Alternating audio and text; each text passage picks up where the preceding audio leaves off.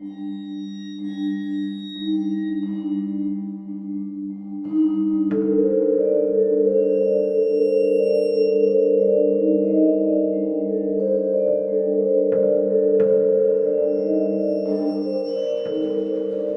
hello, and welcome to Al Dente Rigamortis.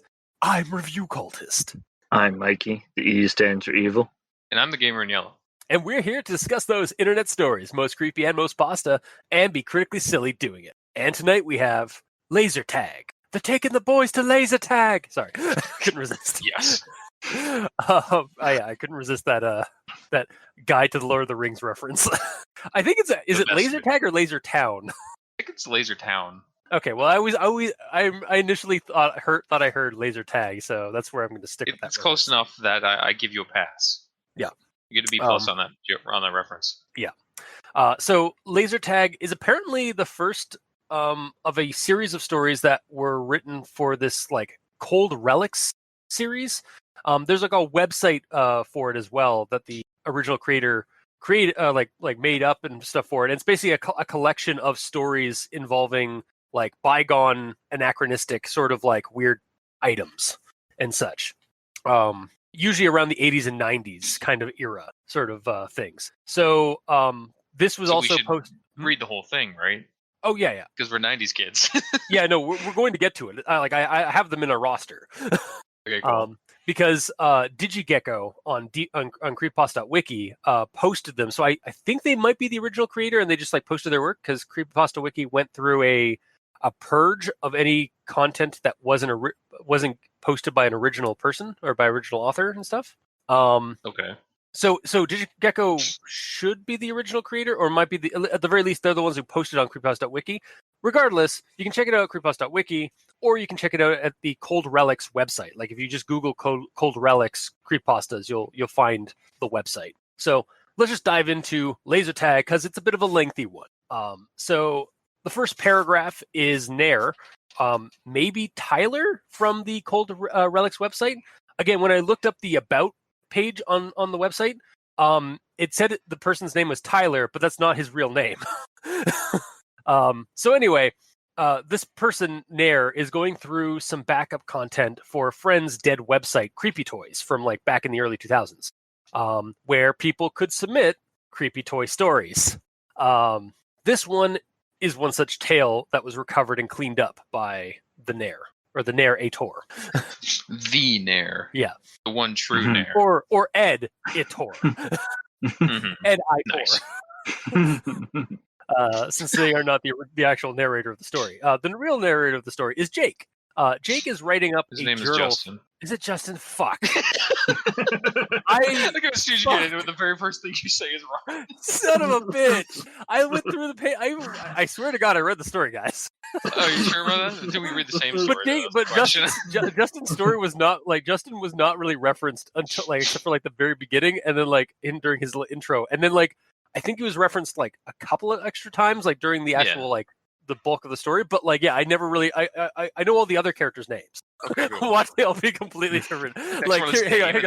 Let's see. So we got Bart. We got Derek. We got Gilroy. We got Pansy and Nathan. Right? Yeah, totally, definitely. Okay, no, totally that's not right. Story. For anybody's like who's listening, that wasn't correct, guys. So anyway, let me just continue this. So Justin is writing a journal for his therapist about a traumatic event that scarred him and his friends when they were kids, and so like that's why he's at therapy and all that kind of stuff. So we're getting the events as he jots them down for his therapist. They were a group of 6 boys down in Florida. Justin, Brian, Devin, Gilbert, Peter, and Nick. Peter and Nick being twins or fraternal twins. It was the summer of 1998, and they liked to play N64 and run around outside and play games outside. After getting really into GoldenEye 64, they decided to invent an outdoor game that they could play when they weren't playing N64 called Guns. Basically, make-believe FPS hide-and-go-seek in and around their neighborhood. they get really into like building up this game, like the rules and all that kind of stuff. Though eventually finger guns and shouting bang isn't cutting it for them anymore. And most of the alternatives for kids at that point are lackluster at best, such as like Nerf and water guns and such. But then they discovered laser tag at Justin's birthday party. Justin convinces his dad to take him to a Kmart and buy some retail brand laser tag sets. But they can only find 4 of them at the store. However, on the way home, they spot a thrift store and decide to give it a shot, like see if they can find anything in there. And it's here that Justin finds a set of 2 knockoff Middle Eastern laser tag toys that kind of look real, like aesthetically, and they look kind of like badass. They're actually made of metal, and they have like leather straps. And there's some weird electronic bits to them that like the guns themselves, like there's no like battery source that they can like or like a hatch to like actually get a battery source. They're just always like active. So and they got like this like really weird looking like sensor thing that's like made with metal and has like a heavy duty like foreign battery inside of it and such. They also find out like that these 2 knockoffs work in conjunction with the American brand laser tag sets that they have. So the next day, it's Saturday, it's a weekend. They all the friends all get together and are excited when Justin brings out these laser tag guns for everybody. The day goes on and the games play out. Justin. Sorry, I'm replacing Jake mentally with Justin the whole time. Yeah, that's fine. Justin notices that the sensor from the knockoffs seem really weird. Like they give off like a static charge every time he gets hit by a laser. But they keep playing. It's not too bad of a deal. It's weird that the power lines keep like getting louder every time he goes near one, or like they start just buzzing like when he goes near one. But that's fine. It's perfectly safe, I'm sure. Yeah. So they keep playing. Eventually switching out the guns with between them. Like some people want to try out the knockoffs because as they find out, the knockoffs are actually superior in terms of like their range to the American ones, and they're more precise. Like I think the American ones can do like 50 feet maybe at max, even though they advertise like 200, and the knockoffs can do like 500.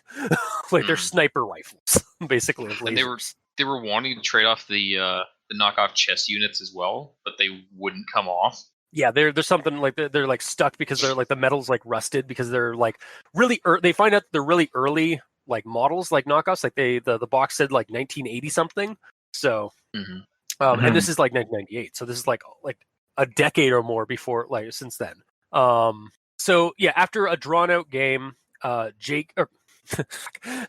Justin gets taken out by Brian in an ambush, and just as Justin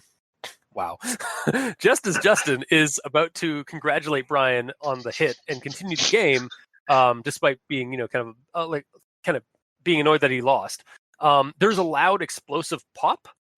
And the smell of burning dust in the neighborhood.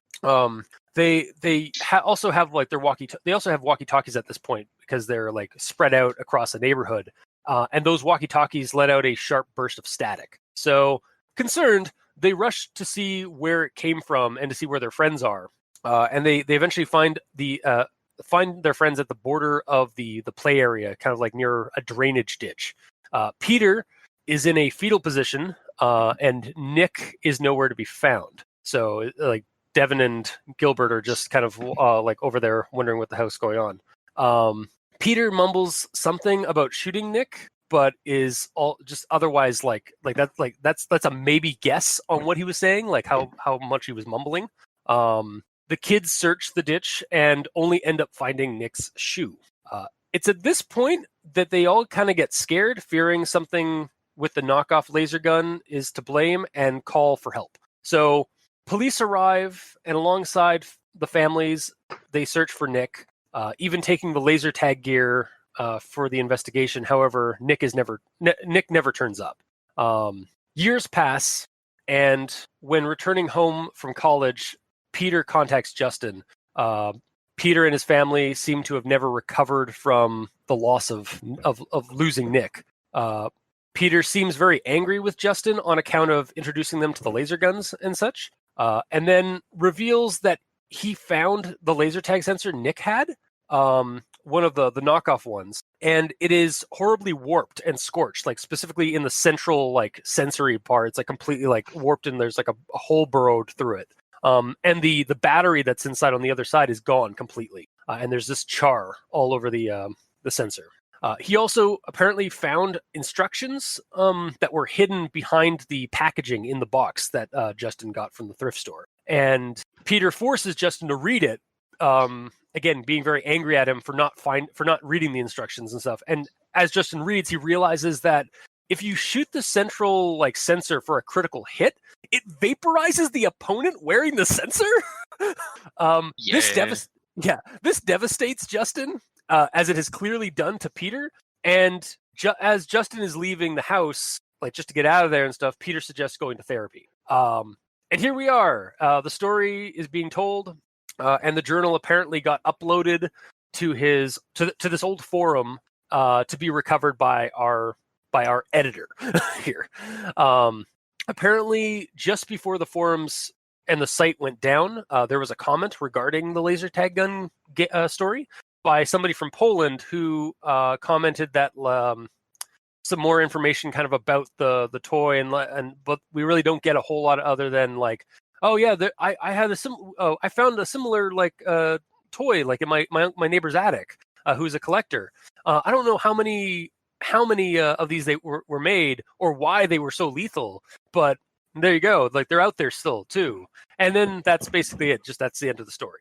So that was a bit of a like skim down. Again, it's like, I think all in all, like almost 19 pages of a story, and a lot of it is kind of just going into detail about their guns game and like the laser tag adventures, and then the horrible shit that happens. So I think the only thing that you missed that's relatively important is Peter kept like the ashes of his brother in a little vial.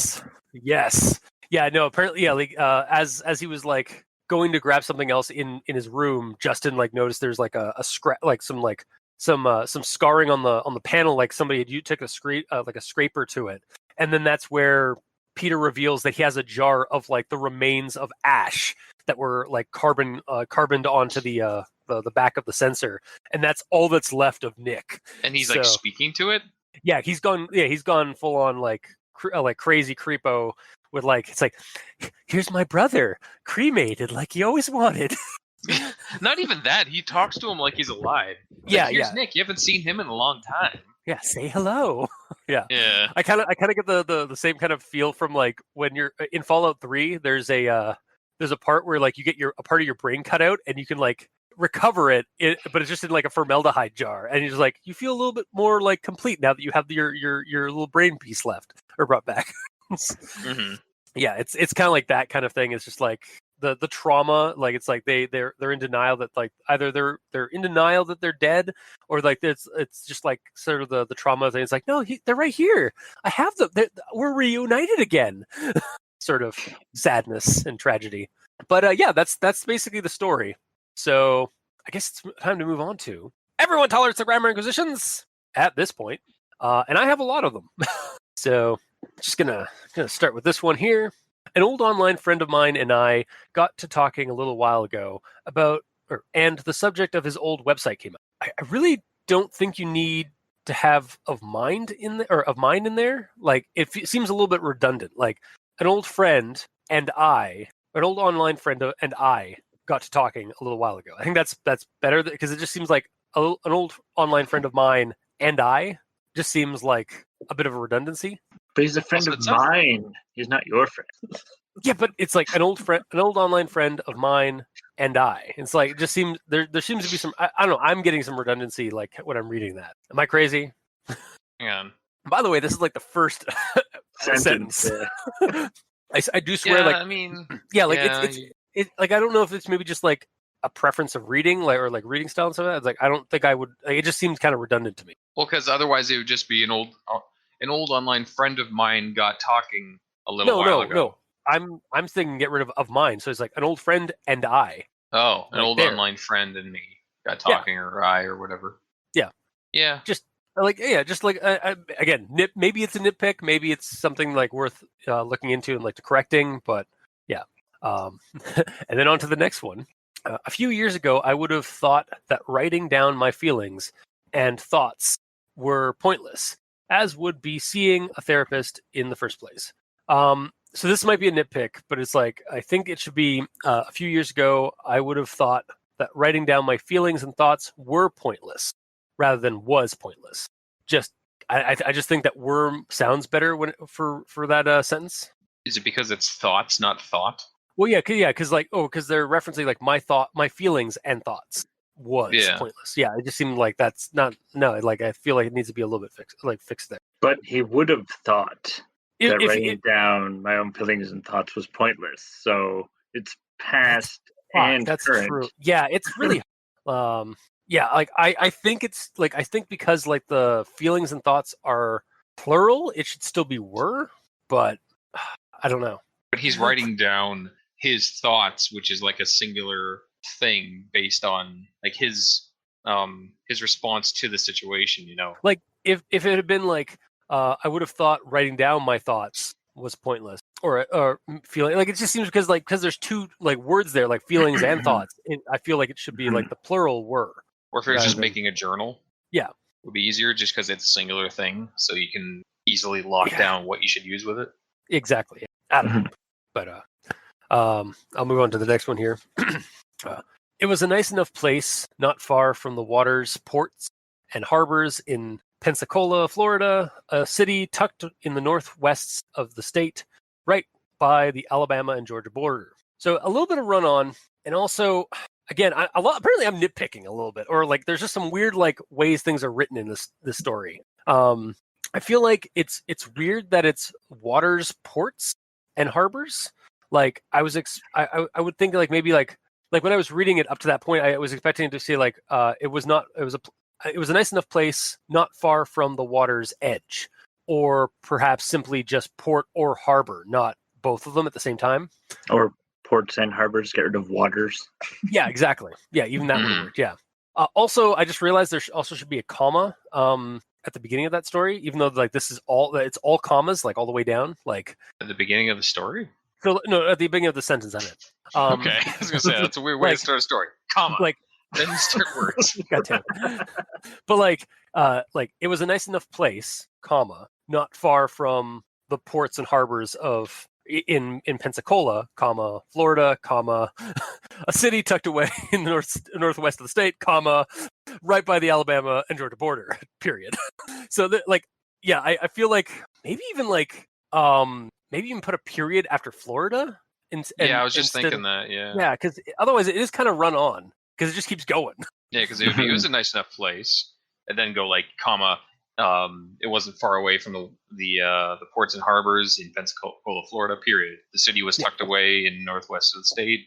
Blah blah blah. Yeah, exactly. Yeah, and comma right by the Alabama and Georgia borders. That's perfect. Yeah. So apparently it's not nitpicking. Apparently there is actually some problems here. Not this one. Not this one. Oh, I keep going. As you might imagine, summer was hot and muggy, and the town didn't have too much attractions for kids. So we spent a lot of our time playing video games or going outside to look for something to do, often inventing sports or stupid brutish games. We were a group of 6 boys when we all got together. Bit of a run on because it's just commas and then there's like a dash after right after stupid brutish kids. Yeah, just a bit of a run on. Maybe like put a period. I would think maybe after. So maybe I'd do it like this. As you might imagine, summer was hot and muggy, and the town didn't have too much attractions for kids. Period. Because of that, we spent all our time playing video games and going outside to look for something to do. Comma. Often inventing inventing sports for or stupid brutish games. Period. We were a group of 6 boys when we were all together. Maybe just to kind of like break it up a little bit. I think it's broken up a little too much. Yeah, but yeah, maybe we get your meaning. Yeah. All right, and moving on to the next one here. And out the 6 of us, only Gilbert, somewhat ironically, I guess you could call it, joined the military. Though I don't think it was in a position where he had to actually hold a weapon. Really, I'm just trying to get to the. It's really just at the beginning of that sentence. Again, a lot of just sentences that are really long format for the most part, with like commas and like dashes. to like try and break it up a little. But the big thing here is I think it should have an of. So it's like, and out of the 6 of us. That's all I'm trying to get at, really, with that sentence. And then we have this one, and it's a bit of a long, like there's a couple of sentences here, but like I'm going to read them because like they give context to what I'm trying to get at with the format here. So it was made of strong, solid black plastic and a few metal trimmings purely for aesthetics to make it look like a toy.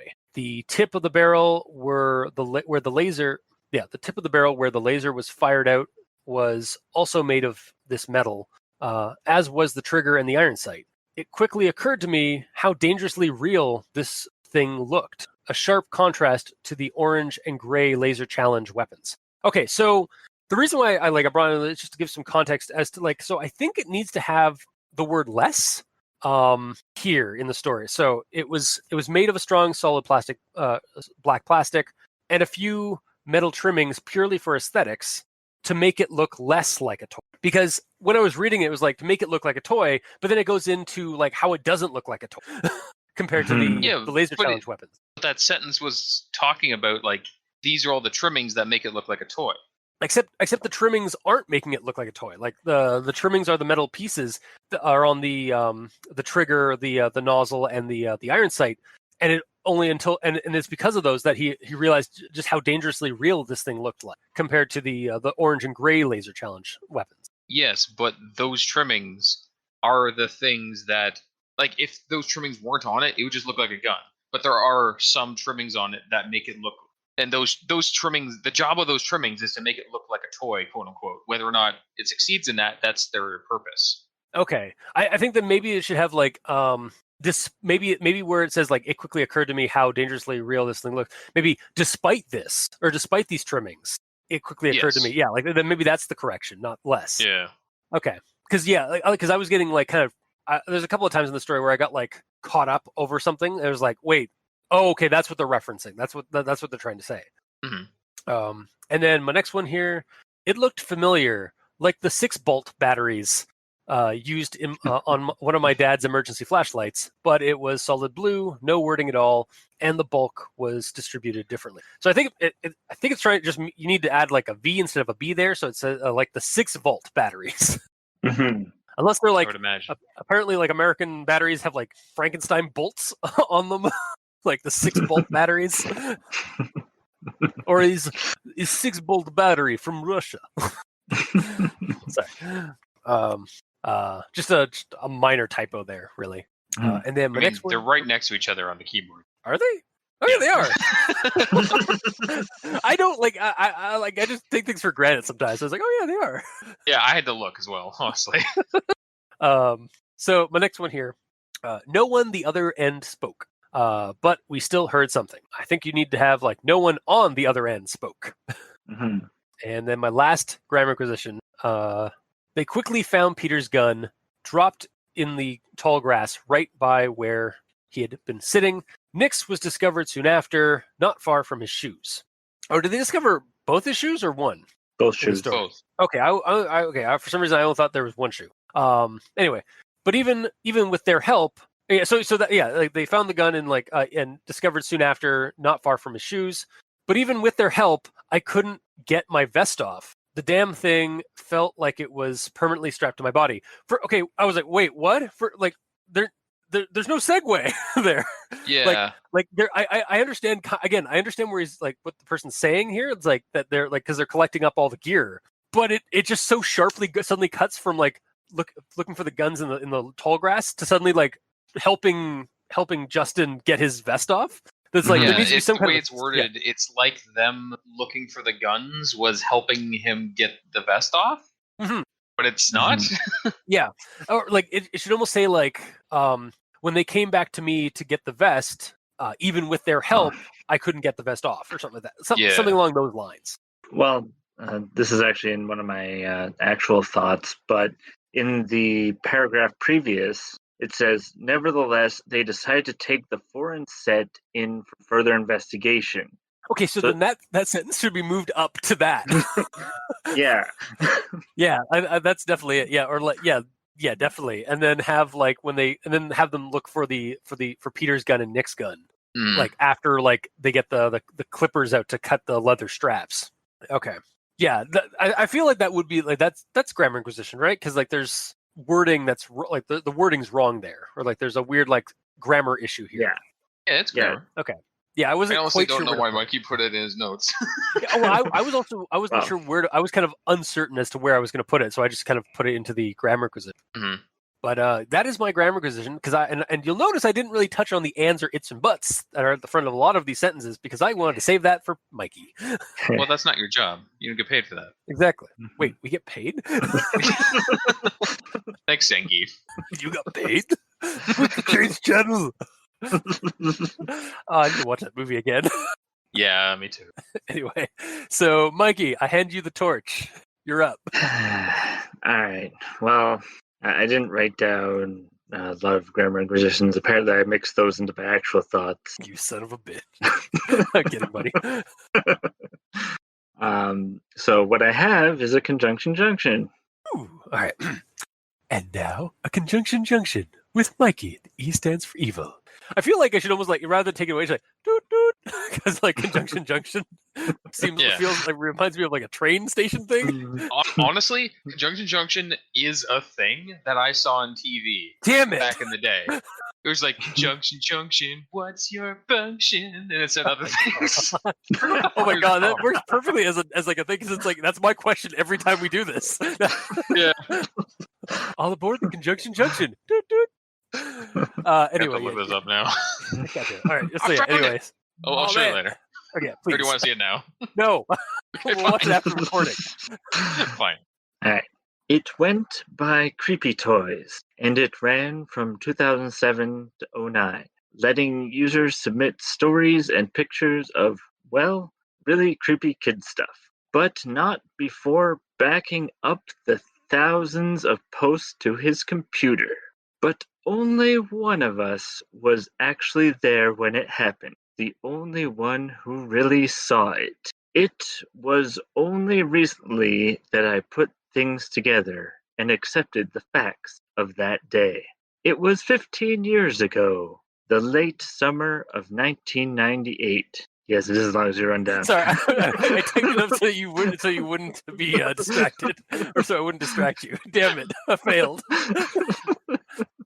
Yeah, as soon as I started reading, oh my god, yeah, this is gonna be a very long one.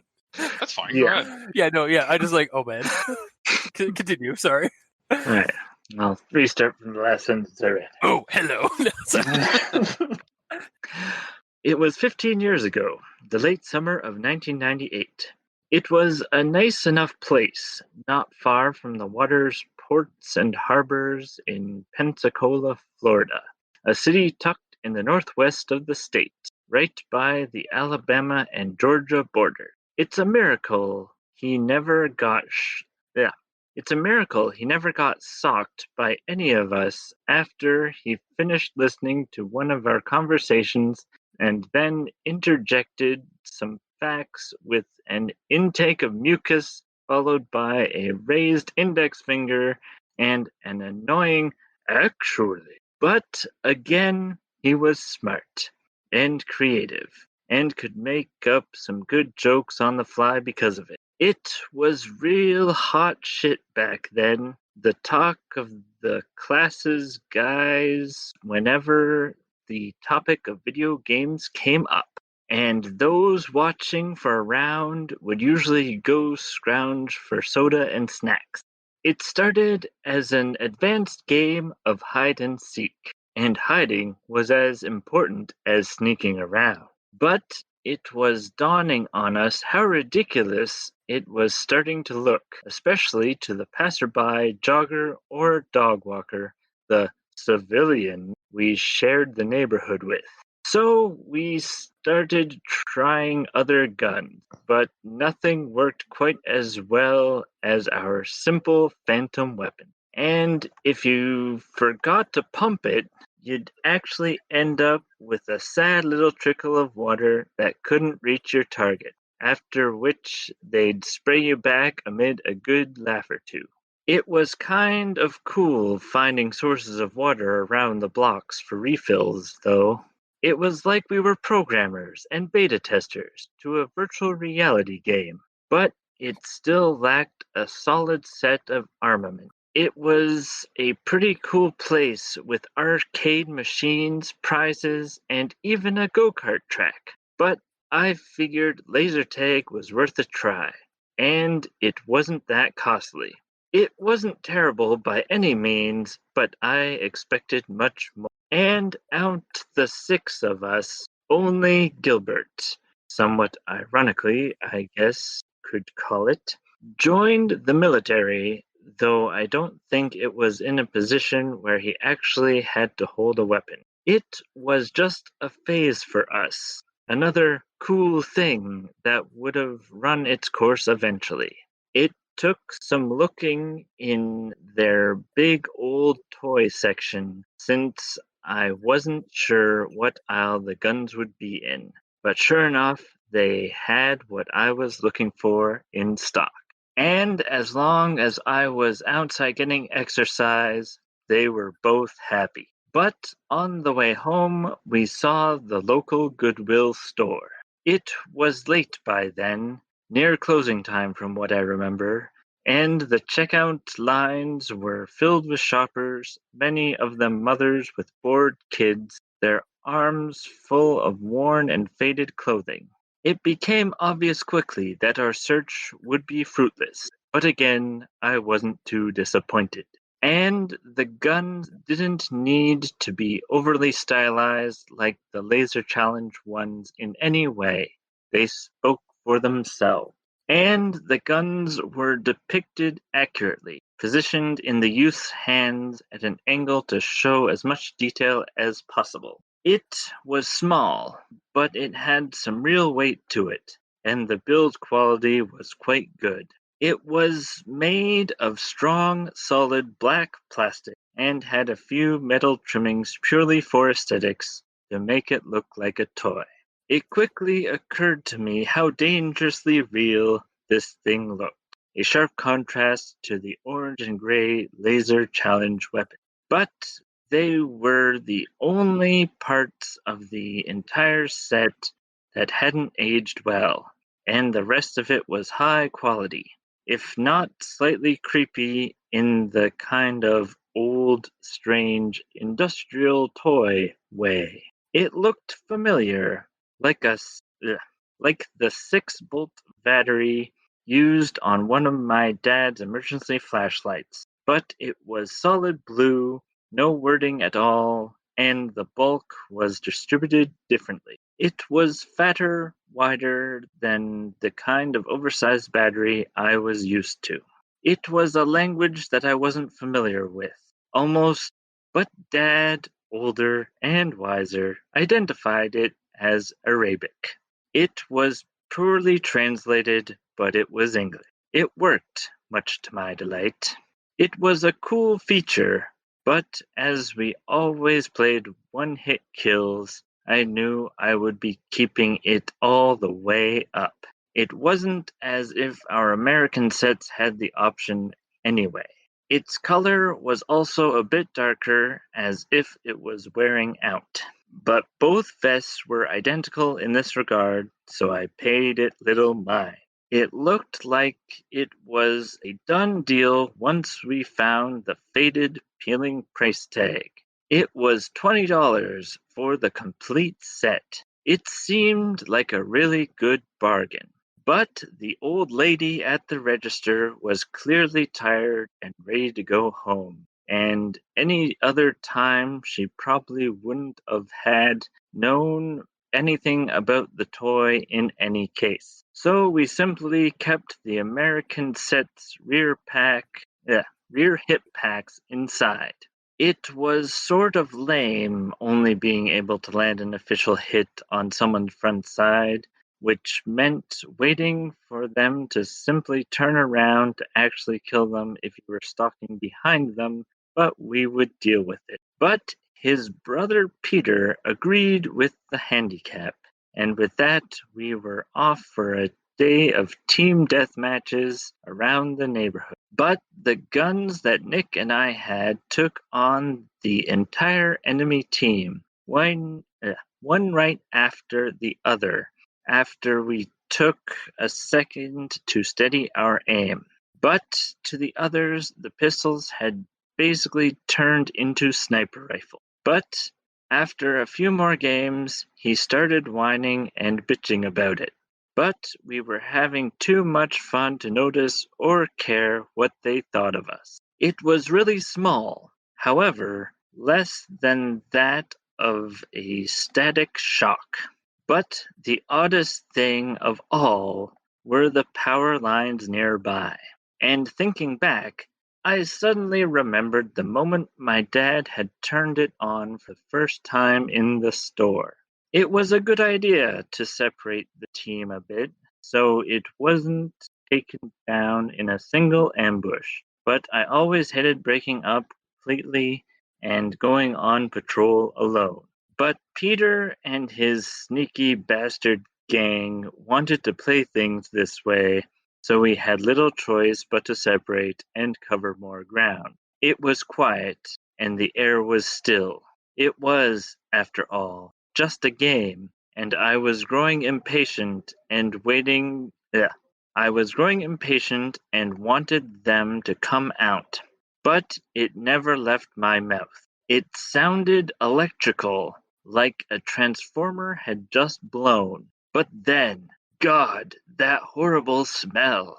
It's similar to dust burning off in a heater, but whereas that aroma is almost pleasant in a way, an electrical burn is a threatening smell you never want to experience. The last time I had was when our microwave practically exploded last year, which was unpleasant. But on the fifth try, some feedback suggested that someone on the other end was holding down the transponder button. It took us 10 minutes to see Devin, who had spotted us first and was waving us down from the edge of the borderline of the playing field, the farthest possible sidewalk on the last block of the neighborhood. It was also overgrown with weeds and vines and climbed up the nearby cedar trees, which condensed into an ugly little forest typically occupied by drunks and garbage. But it was so quiet, he might as well have had just mouthed it silent. It was morbid, but that's the conclusion my mind had instantly leapt. But we didn't find a trace of him at all until we started heading back to Peter. But even with their help, I couldn't get my vest off. It finally took Devin's father bringing a pair of metal shears from his garage to get the hip box off me, and he had to work to cut through the thick leather straps. But at least I was free. But I kept the nightmares to myself. And here's a foreboding detail. Buried under a trash bag of beer cans that was blocking the television, I could see a Nintendo 64 on the floor. But if Peter wanted to talk, if he had answers, then I had to meet with him. Because she didn't believe him when he shared his account of the event. But I watched as Peter reached deep under his bed, the space looking like an unnavigable garbage dump, and pulled out the black box that I had seen in my dreams many times. But it was what he took out of the box that made me truly sick to my stomach. It was the missing hit sensor box. It had partially melted over the black circle in the middle, and the leather straps were charred. Its compartment was solid black, and there seemed to be dried remnants of battery acid.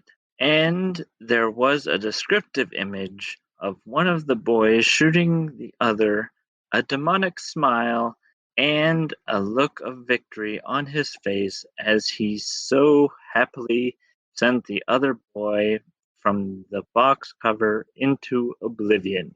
But Peter wasn't done. It looked like someone had taken a screwdriver to it in order to violently scrape something off. But I did kind of like the Cold War industrial atomic toy aspect of it. It turns out that it had a final reply that I never saw, made just hours before the form was shut down permanently. It still had the original instruction, and I too have seen this image of the boy shooting the other, blowing him up. It's impossible to say who made it, as there is no company name on the box. So it would also be very difficult to find out how many were made. Finn. And for those of you who are still listening to us during our second rundown, Yeah, pretty we much. salute you. Mm-hmm. Wow. For those that don't know, conjunction junction, what's its function? Its function is because you shouldn't be starting that many sentences with its, ands, and buts. I think half the story here, if not more, uses conjunctions at the beginning of the sentence. Yeah. Jesus Christ. It's pretty thorough. There was only a couple of things that I didn't pick up while reading that. Yeah. But yeah, otherwise, yeah, Listening to that, rather. that was basically a rundown. Pretty much, yeah. Is that the second week in a row? I think so. Yeah. Pretty close. Yep. Damn. Damn. All right. Is that your grammar question then? Yep.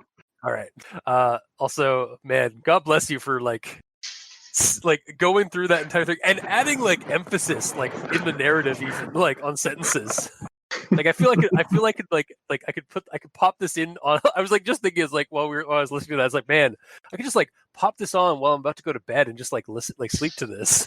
It's like so like, and that's not bad. Like not like I'm not like jibing you, Larry. It's like man, that's like almost like it's like that's something I could sleep to. It's like lo-fi hip hop or something. It's like an audible read of the creepypasta. Exactly. It's oh wow. All right, so gamer. I think oh hey, before we I think that's the closest we've come to a narration on the show. Yeah. Yep. Well bet. All right, yeah. So gamer, what do you got for grammar? Okay, I got a few. Okay, cool. He could kick our collective asses in most any genre. I was always a casual gamer, preferring to spend my time outside and only rent games from the nearby video library. They're all gone now. But I did have several systems. The one among us subscribed to several gaming magazines, Nick was typically the kid to introduce us to the latest hot title. So I find the shifts in this kind of pollute this section. Yeah. Because this is the part of the story where it's like, this kid, this is what he does. This kid, this is what he does. But like him interjecting with his own statement of like, I'm just a casual gamer, it kind of like pollutes it. Yeah, it basically like there's, and again the story kind of has a couple of those like instances. Like, I think I brought up a few too, where it's just like the segues between, or like the there's interruptions that kind of just break the flow of reading and like even like kind of like your thought process of at the time or the continuity, right? Mm-hmm. Like because also the way it's laid out, the first sentence I read was the end of a paragraph and then it jumped down, but it's still talking about Nick. Yeah. But when it jumped down, it's starting talking about Justin first. So like I think it should just be clicked together and be like, he could kick our collective asses in most any genre, period. Being the one among us who subscribed to several gaming magazines, Nick was typically the kid who introduced us to the latest title. Because the way it was laid out, the previous subject was I being Justin, and then it's talking about the one among us subscribed. So I thought Justin was the guy that was on the gaming magazines. Yeah, exactly. Yeah, it was like it's kind of funny. It's like I'm just a casual gamer. I have a couple of consoles, only a couple. No, I have several. I have several consoles. Anyway, my friend has my friend's. Anyway, these magazines Nick owns. It's like it's kind of weirdly like fragmented or like arranged. Yeah. But like him interjecting about him being a casual gamer doesn't help at all. So that should just be removed, honestly. Yeah, you don't even need to like move it somewhere. Just don't it. Or if you really want to keep that in, do that. But when it talks about him having several systems and all that, the next line should be like, Nick was the one among us who's subscribed to the gaming magazines, instead of just the one among us. That's true. Although, as a counterpoint to it, like I think, honestly, you should just get rid of it. Because sometimes sometimes you should just get rid of certain details. Like you don't need to have everything written down or rearranged. Sometimes you gotta murder your lovelies, like things that you like in a story. Like sometimes you gotta get rid of them. So Yeah. Or Nick was suspicious, and he was the one among us. oh god, he's pretty sus. Yeah. Jinx. Well, we can put Among Us in the thumbnail now. That will get us more views. God damn it. Yeah, no, I mean, you joke, but like, yeah, as soon as I do that, yeah, we're totally gonna get like this one's gonna go like probably bump up. Oh, totally. Okay, moving on.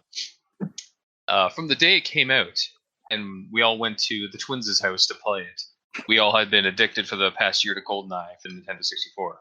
Yoda spoken this is. Just like it's all backwards. I know, yeah. Because it's from the day it came out, and we all went to the twins' house to play it. Like there's no subject yet, but it's talking about it. So it should be like from the day GoldenEye for the N64 came out, we all went to the twins' house to play it, and we all been addicted to it for the past year. Yeah, it's almost like while they were writing this, they like, oh yeah, I should tell them why we're going to the twins' house. The GoldenEye game. Yeah. Yeah. But backspace is a button. You don't need to keep typing. Yeah. I mean, I will give it this. It's immersive in a way that, like, this is how somebody writing a journal entry would probably write it, but except it's not in journal format. It's supposed to be, though. Even it's no, like, no, I don't mean like journal format as in like day one kind of thing. Like this is actually like, this is more like a therapy journal, like where he like sat down. This is like all done in one sitting, basically. Like he's jotting down the story into a journal for therapeutic. Yeah, but like, yeah, so like in that regard, it's how the character writes, and it does seem familiar. But at the same time, I'm like, and it would differentiate like. Like I'm haphazardly defending it because of that immersion level thing, but at the same time, like Yoda speech. Yeah, a little bit. At the same time, it also kind of like to counter my counter, it does come across as like somebody who's just writing this story and then realizing, oh yeah, shoot, I need to add like what are the thing of GoldenEye maybe, or maybe Perfect Dark. Yeah, like they're like, again, they're clear, like it could come off as like, oh, it's immersion because like this person's like writing this whatever information they can recall and stuff like that. But on the back behind, because this is fake, clearly we take creepypastas as false or as fiction. This might just be somebody writing this story and then like not realize, like forgetting to like add in like what video game they all got into, what FPS from the 64 was cool. So, but also to counter your counter with my counter. Without going into further detail, here's the post all cleaned up. That also, yeah. Right, from Ed Itor. Yeah, it's been edited. Well, apparently not, based on our grammar acquisition. Apparently. Anyways, moving on. However long guns might have fulfilled our needs, we knew it was always going to be fun while it lasted. So I feel like we need to capitalize the name of the game, Guns, because quote-unquote long guns could be referring to a rifle or a shotgun. Yeah, no. So when I read that, I had that I'm like, yeah. And that comes up multiple times with the word guns, too. Yeah, like I was like, wait, they have rifles? Oh, okay. I mean, they do, technically, because one that they got. Yeah. American ones, but yeah, it was confusing. And then my only other one is just, I'd like a clearer break between the Creepy Toys story poster and Justin. I mean, there is a single space, but yeah, I one of those like horizontal lines again, like those divider lines. Yeah, like the first one isn't too bad, but like the last one, where's that one? I think there's also a space there, but again, divider line would. Oh, help. I know. It's just that though. Yeah. Like the first break, it says like here, without further detail, here's the post all cleaned up. But the next break to go back, it starts with there was no telling what was real or what was made up on the Creepy Toy forums. So like until I read the Creepy Toy forums, I didn't know that you're still thinking it was Ed talking. Yeah, you're still thinking you're talking, or you're still thinking Justin is writing his journal. Yeah. Okay, that's it for my grammar and yellow. Okay, so I guess we're going to actual thoughts here. So right off the get-go, like with the regarding the descriptions of the gang of kids here. Before I read even farther, after like getting all the descriptions, like Brian, the token black kid, Devin, the fat nut bully, Was he Gilbert, fat? the nerd. Well, he's larger, but he's not like and he's like kind of like not aggressive, but like he's more like kind of alpha-ish, but not quite a bully. And then like Peter and Nick, the twins. Like once we got to that point, like after like through the descriptions and some of that, I was just like, all right, if this doesn't play out like a Little Fears or Kids on Bikes type story, like I'll be very disappointed because I'm expecting them to run into Pennywise or something at this point. Like the only thing they're missing is the plucky but troubled girl cliche. And again, like I wasn't too disappointed. Like it did kind of play out like a Kids on Bikes style story, like with like kids in trouble in a horror game or a horror story. And then we get to this sentence here. After I threw out the idea of a first-person shooter, we quickly came up with the idea of a game simply called Guns. We tried other flavor names from Power Thirst, like Manana or Fizzbitch. They just didn't take it. Yeah. Or like Bananas or Fizzbitches. I couldn't resist. Like as soon as I heard it, like Guns, like Manana, Fizzbitch, and Gun. Accurate. And then on to the next one here. This sounds kind of lame, I know, but the game's origins had us running and hiding and setting out ambushes along the three main blocks of the neighborhood. The goal was to sneak up on someone, point your hand out in the shape of a gun, and yell "bang" before the other guy could react. So, like, not lame at all. I definitely played this sort of thing when I was a kid with friends, like at my cottage in the summer, mostly at night to add like the spookier and stealthier elements to things. Like I think we had a game called Hoot and Scoot, where we'd like Hoot and Scoot. Yeah, no, that's what we called it because, and I learned it from Hoot, like pee. No, Hoot and Scoot. Like so, Hoot I learned and it Scoot. from Oh, okay. I learned it from Wolf Cubs and Scouts. There's Poot and Scoot and like the whole gold go out in the middle of a forest and shit and leave the scene of the Just crime shitting before on our anyone neighbors' notices lawns you. or like behind their trees and shit. Yeah, Yeah. no. What we do is we go. It was basically hide and go seek in the dark. But we had like multiple properties on our around our cottage, and it was all like rural and wooded and like isolated. And we'd basically like when we got to a hiding spot, we'd like keep an eye out to see if we could find the person that was coming to us, and then to add like an extra element of excitement or creepiness, we'd like hoot or like let out a noise to try and like attract them to our hiding spot, and then we'd try and like stealthily get away. Ooh. And if we could get away before they found us from in our hiding spot, then like it was a point. That's pretty cool. Yeah. And I mean, there was also a couple of summers that we do it with like we did similar. We did them like every summer for like at least a decade. Like into our young teens, and like I think by the last one we started like actually we might have been a little bit more stupid, and we used Roman candles. Oh yeah, that's pretty dumb. Yeah, that was pretty dumb. It was pretty funny, but dumb. Like again, stupid youth. Yeah, funny dumb happens. Yeah. Yeah, I have this as my first note, but it's literally the same thing. So I might as well chime in now. Were you about to go to your next one? Well, the next thing I was going to comment about is the how this just reminded me of the band Xbox commercial in the subway station. Yes, that's true.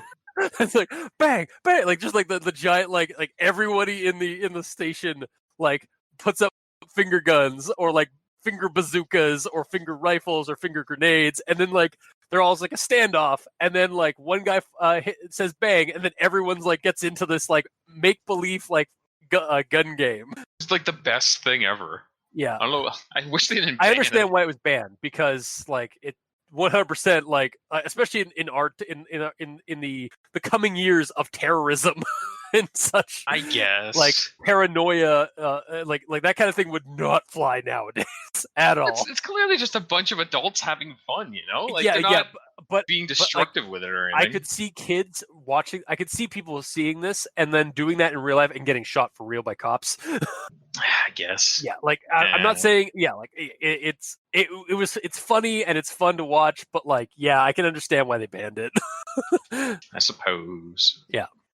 Yeah, my chime in on this is first off, these kids are me. Like I did the exact same shit in regards to like playing GoldenEye, Mario Kart, Mortal Kombat, and then going out to play a gun-related game in real life. Gamer, these are '90s kids, so they're us.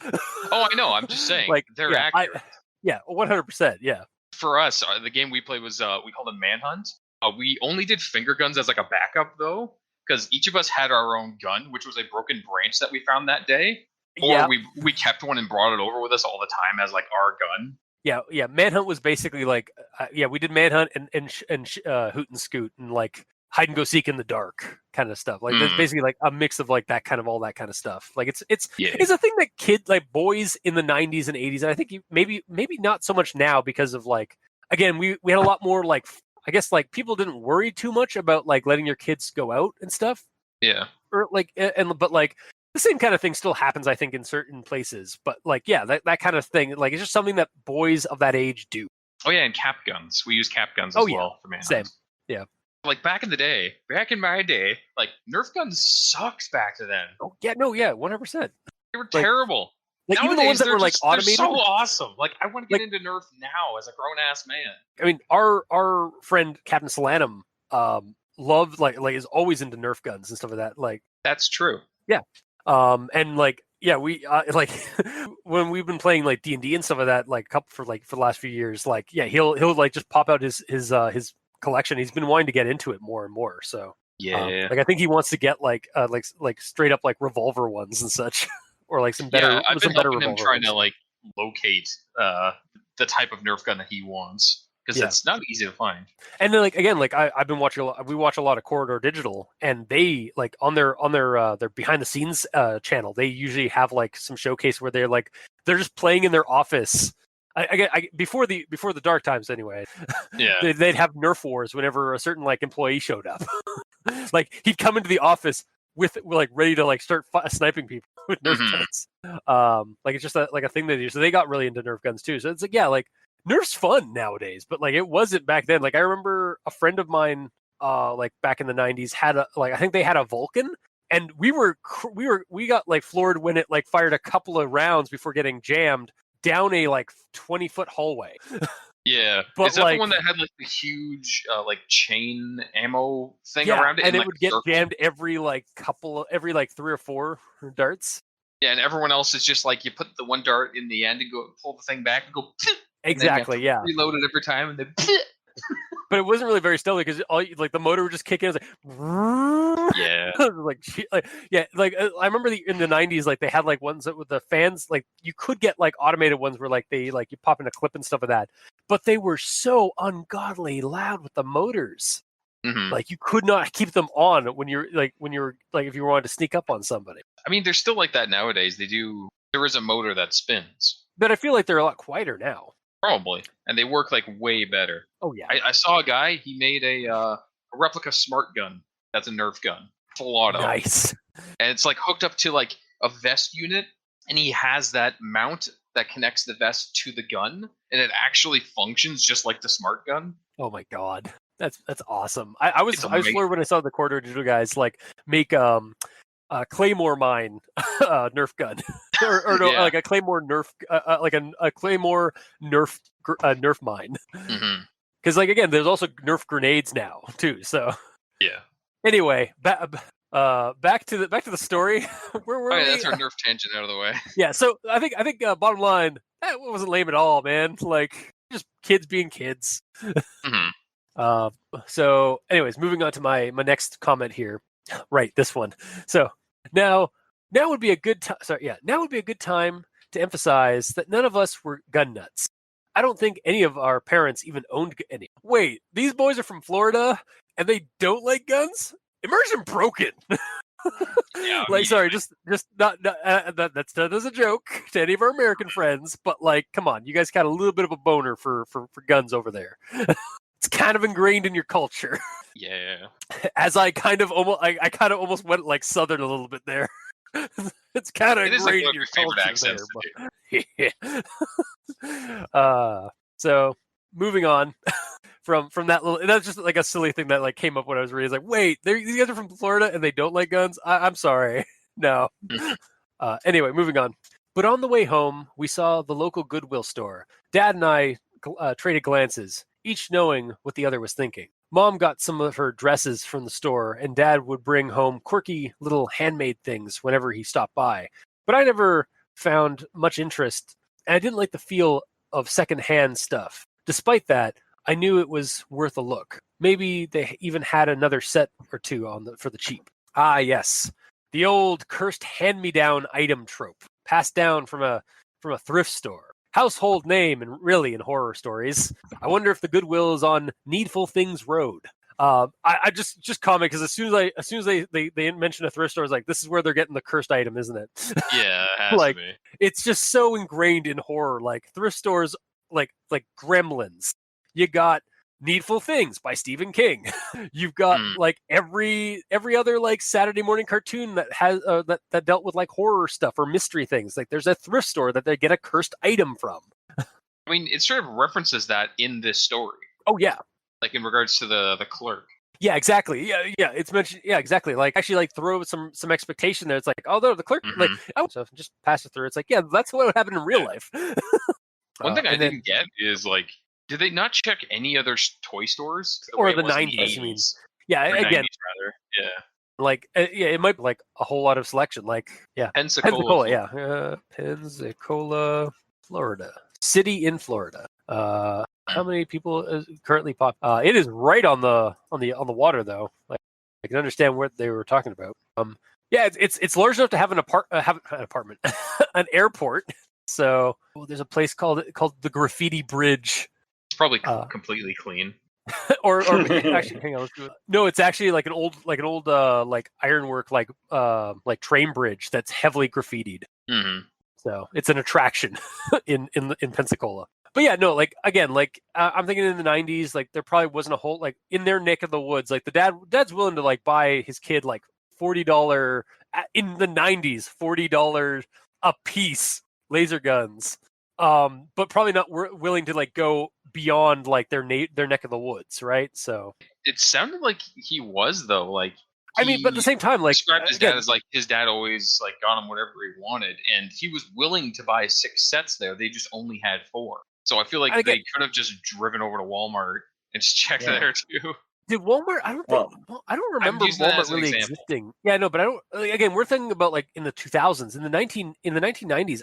There may not have been a lot of selection there. Like commercialism was a thing in the 90s, 100%.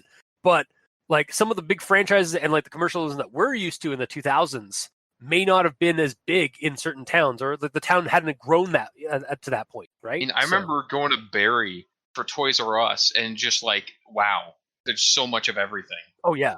Like I lived in a neighborhood that had like 2 malls basically. Like you had the small mall and then you had the mega mall with the indoor park, like amusement park. Yeah. Regardless, I think there should just be a line being like, we checked a couple other stores and everyone else is sold out.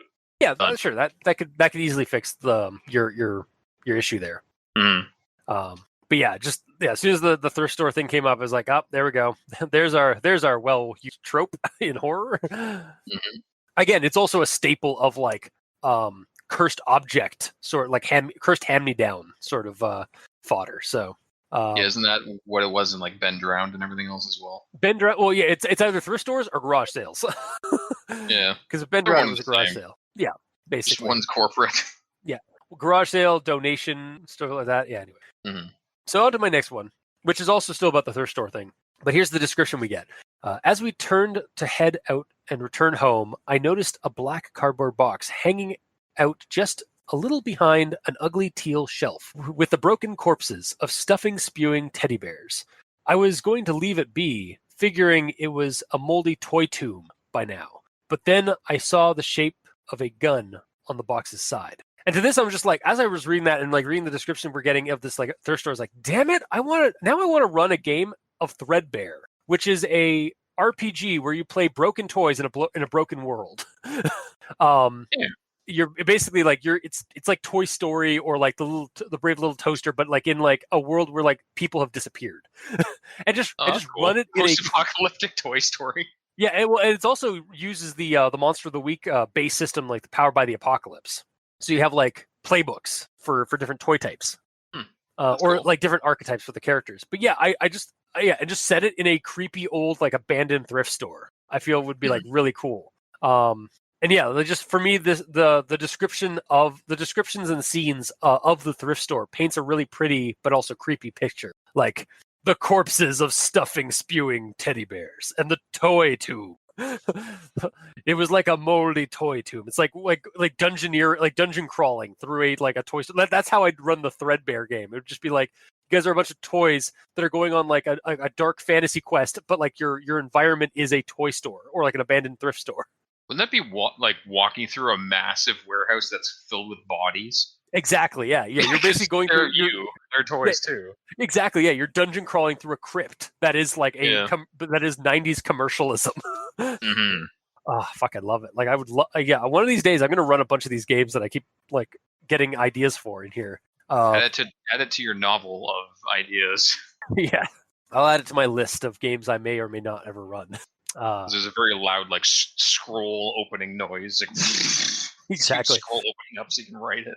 Speaking of old, here's my next comment, or my next quote for end comment. In the corner, I saw the copyright year of 1908 blank. The last digit had been replaced by raw cardboard where the paint was completely gone. But the age of the product didn't bother me too much. I remember wondering, even back then, that a set of laser guns in the 1980s must have been quite pioneering. And to this, I'm just like, nah, they aren't from the 80s. They're from 198 AD. We're talking some grade A O parts here. Like anachronistic medieval laser tag, ye old laser challenge, or ye old laser duel. So, yeah, I was just like, oh man, that'd be really like a crazy thing, like just like 1980, like or like 198 AD, just like they were fashioned by like a medieval wizard. Or like a knight for like some court of a king somehow survived all this time, or they're just like again like they're just for some reason they're 1980s style laser tag game, but they are from like the Middle Ages. Yeah, I don't think they had copyright back then.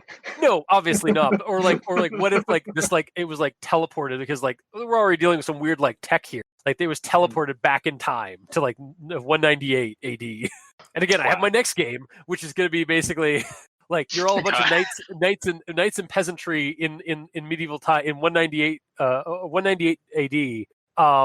And like somebody finds like a 1980s box with laser tag guns.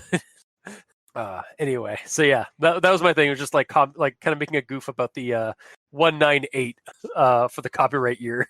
Mm-hmm. And then I'll go on to my next one here.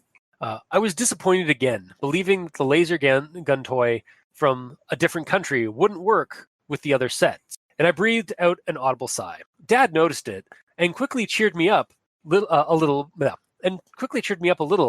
again when he pointed out something on the box. It was poorly translated, but it was English. In one corner were the humorous but promising words: "Work with many type." I kind of wish. So this kid keeps discovering things that he should have seen earlier on this box and such. And I kind of wish that the box and the laser toys set was kind of like similar to Jumanji, where it's supernatural and it wants to be played with. So every time the kid like it gets like down or like there's like a chance that he may not pick it up, the toy like alters itself like quickly, like within like a flash, to like add something like an advert that will like pique the kid's interest more. It's very subtle, so it's like, was that there before? I don't remember. Exactly, yeah, because he keeps like Rez like, I don't remember it there before, but like it was there. It's like, oh man, like what if this is actually like has some kind of like supernatural element to it rather than like just like a weird like knockoff that's like super lethal. That's why I went heavy into Goldeneye as the picture, the original picture. Yeah, exactly. Exactly, yeah. It's trying to be bought. It wants to be found. Mm-hmm. Wants to be played. So when it vaporizes a kid, it actually is it's how it feeds. It's a cognivore, guys. It like devours the body and soul of children. That seems legit. And then we get to this part here where like so then I kind of take a break after like the thrift store and go right to like the nearing the end of their big games and stuff like that, and when like Nick goes missing. So hidden in some of the overgrowth on the incline, their red color was distinguishable in the grass. hang on a second. Hidden in some of the overgrowth on the incline, their red color, now distinguishable in the grass, were Nick's shoes. Okay, I feel like maybe this might be a part of a grammar acquisition, but I feel like were Nick's shoes should be like after the on the incline, and then their red color, now distinguishable in the grass, should be where like after that. Mhm. That seemed like just kind of again like a broken sort of like fragmented way of like writing that sentence. Yeah. But the sorry, yeah. I'll be honest. When I first read that, I thought it said not distinguishable in the grass, as in like the grass was red. Yeah, that's why I was. To be like, I thought where's the explanation of everything being covered in Nick's blood?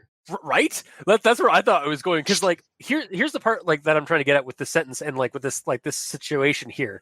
At this point, I was expecting like electrocution to be the end of Nick. Like they find Nick's body in the tall grass because they mentioned the drainage ditch a month like moments ago in the story, and I was like, oh shit, like he got electrocuted because he went down into his like little mud hole and accidentally like got hit by water, and then so he just died. I was not quite like. Initially, I was expecting disintegration. Like as soon as the laser guns got like brought up in the from the thrift store, I was like, "Oh man, he's like these things are totally going to vaporize one of these kids." And then I thought like electrocution because the drainage thing. And then the story like duked me out and feigned it and brought in disintegration again. I was like, "Oh." So like I respect that. The story like duked me out on my expectation that it was like bringing up earlier by like adding in the drainage ditch thing and like the potential like electrocution element. I thought the electrocution was going to be a thing because Jake Justin was like he was getting Justin shocked. Jake, please. It's Justin Jake. Fine. Either way, he was getting shocked a little bit every time he got shot. So I thought that it was just going to go straight to electrocution. Well, yeah, no, that's exactly what I like when they were actually playing the game. Like the disintegration part of my thoughts kind of like vanished because like, all right, so they got the electricity, the shocks he's getting, and Nick's the other one with the shocking vest. And they mentioned that he hides into this like ditch where runoff water comes through. It's like, oh man, he's gonna get electrocuted, isn't he? And so that's how I thought things were gonna go. And then we get the disintegration again, and I was like, oh man, you duped me, you duped me. So yeah, and then we get to this part about like the disintegration stuff. The warning was simple, and like the rest of the product, poorly translated. Danger, critical hit zone. These words were under a diagram of the black hit circle, where an arrow pointed to that small center light. And there was a descriptive image of one of the boys shooting the other, a demonic smile, and a look of victory on his face, as he so happily sent the other boy from the box cover into oblivion. The other boy, who was screaming out in raw pain and terror as his vest exploded and his body turned to fine particles of ash. Why? Why would you install a disintegration ray target sensor on this toy? Like, I'm not asking as like a horror like thing. Like, I get it for a horror story angle, but like from a product perspective, like, what's the CEO like talking? Like, what's the CEO of this toy company? It's like, so it's like you know what? This product we've been building, it's fun. I like it. Like all the tests have been running. I think it would be more lethal. Like this is some next level King in Yellow. You're welcome, gamer. Suicide sort of thinking for a child's plaything. Like there's a story in the King in Yellow cycles where like it's an alternative America. Like there's the King of America, and like there's a whole bunch of other stuff is like weird. But one of the big focal points of the story, I think it's the Repair of Reputations is the story title. There are public suicide booths where people can just go and commit suicide, and like and the machine and stuff will clean them up as well. Like it's just it's just a thing in this weird like alternate dystopian kind of existence. And it's kind of like that similar kind of trope. It's like these laser tag games came from that alternate Earth. It's like there's too many kids right now. Let's just make it so that occasionally they die. It's fine. Exactly. It's totally acceptable in our timeline. But yeah, it's just like reading is like, why? Why would you install that? Yeah, like it's great as a horror story because like it's like, oh god, like you know where it's coming, but like from like a mundane product line sort of situation, it's like, why would you do this? I have a note on it too, like no company would put this in the manual, like that would just be like a defect type thing that people found out and why it got taken off shelves and stuff like that. Feature. Yeah, exactly. Now it does bring to mind. There's actually a toy you can get from Dollar Trees, and like other. I think that chain of dollar stores. That's like a fairy wand, like a princess fairy wand thing, where like it has a little like mirror that you can look into and stuff like that. But it's called like Evil Fairy Wand of Doom, and when you hit the button, it lights up the mirror and shows a horrible like image of a child like cutting themselves with like a really warped like face, like demon face, and it's like a knockoff from like South America or like somewhere else. And yeah, no, like it popped, it grew, it popped up online because people were buying these toys for their kids like at Dollar Tree stores, and then like returning them because their kids like got like freaked out and spooked by these horrible images that were on just behind the mirror aspect of it. Mm-hmm. And yeah, like it's I kind of now want to like see if any of the Dollar Trees around does have it, because just like have it as like a item, because it's like it's definitely a creepypasta style like item that is real, but it does remind me of this kind of thing. It's like it's the kind of it's a less lethal version of this, basically. Like it's the same kind of thinking. Is like, why would you do that? Like why would you make this like weirdly twisted and like morbid toy for a kid? The way I kind of saw it is like they're not necessarily a toy. It's like I don't know. You know what it is? I think I know. I think I got it. It's a like almost like an execution device, like but like for Basically. a sadomasochist. Like yeah, like it's like instead of some like it's like in freaking Predator when the bad guy, like the newer not Predator, Rambo, where the bad guys like put a bunch of landmines in the rice fields and got the prisoners to walk over them to kill them off. Instead of doing that, give them all this and have them play laser tag to the last like man standing, and that person gets to live.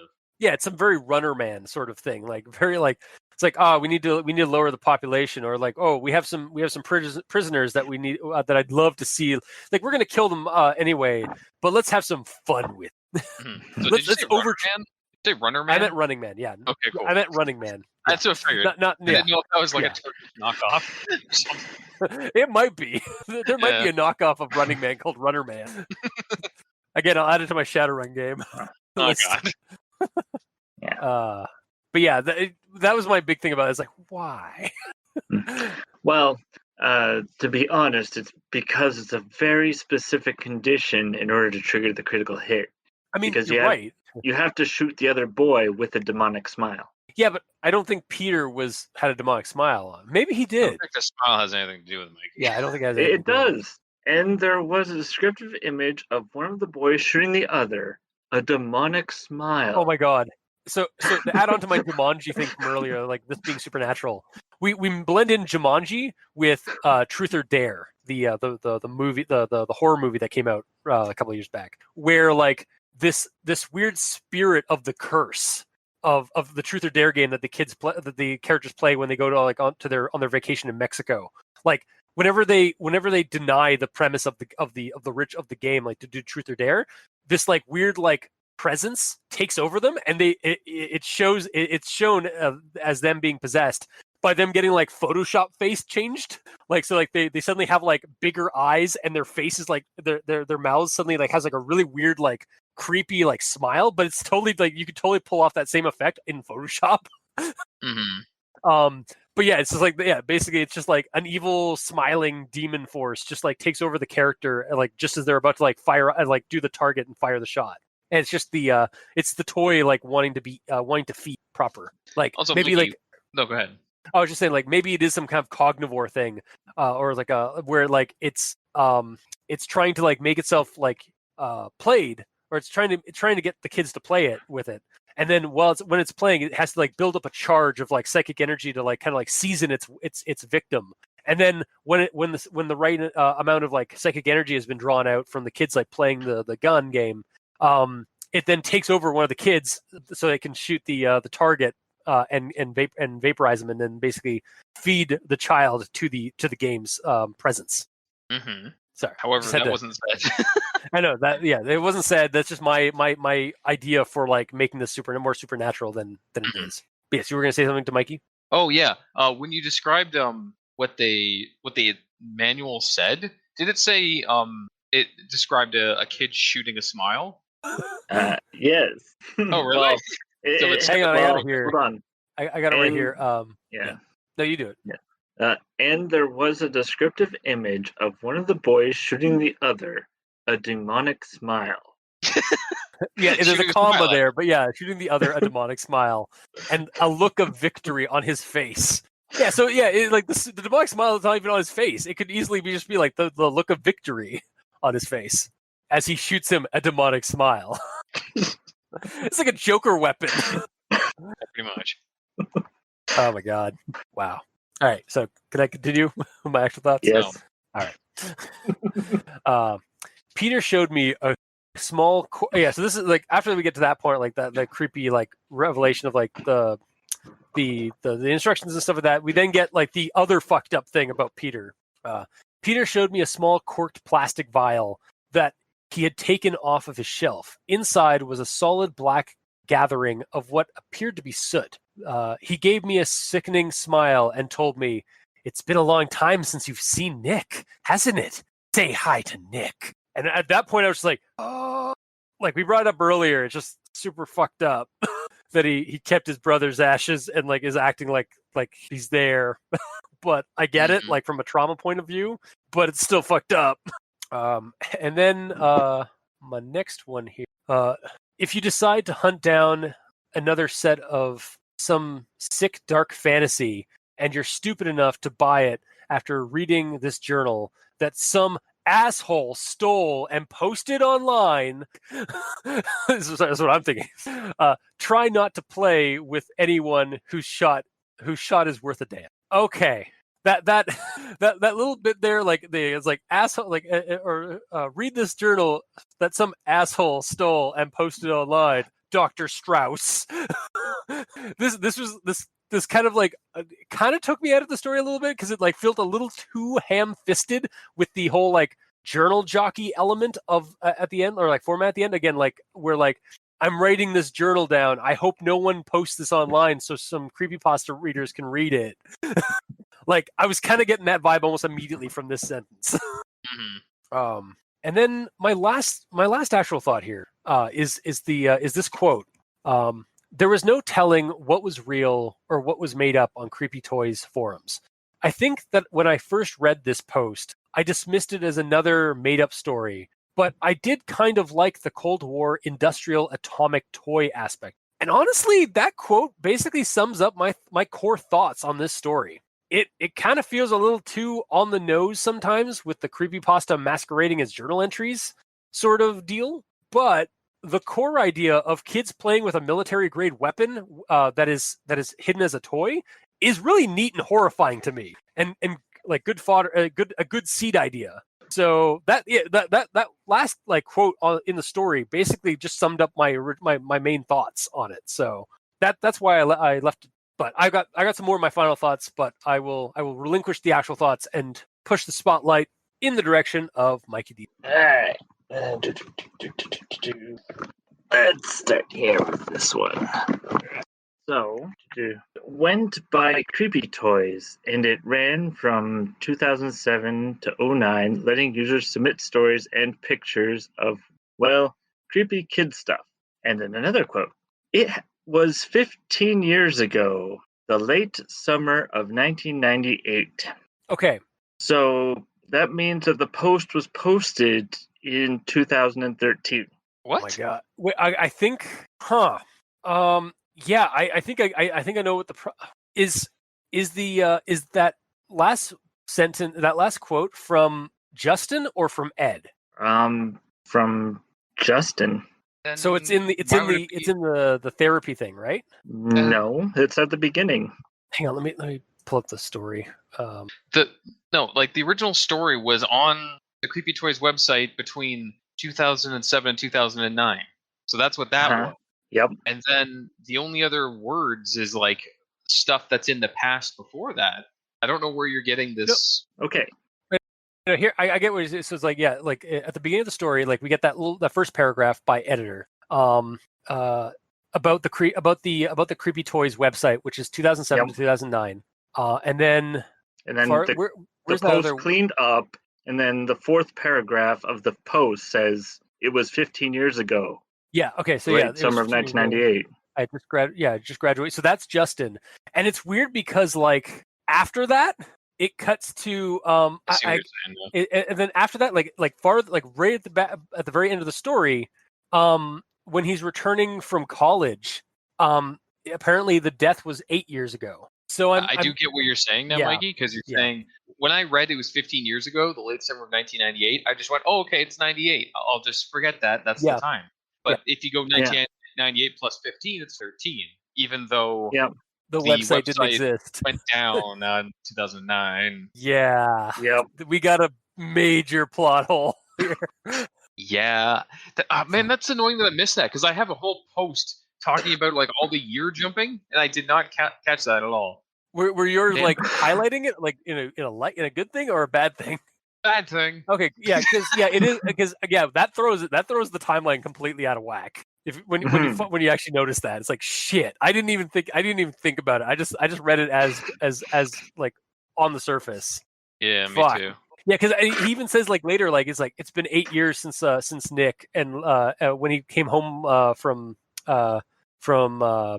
college, so that means that like he's just now in his therapy, like after 8 years. So what's 8 years? 2006. 2006 from 98.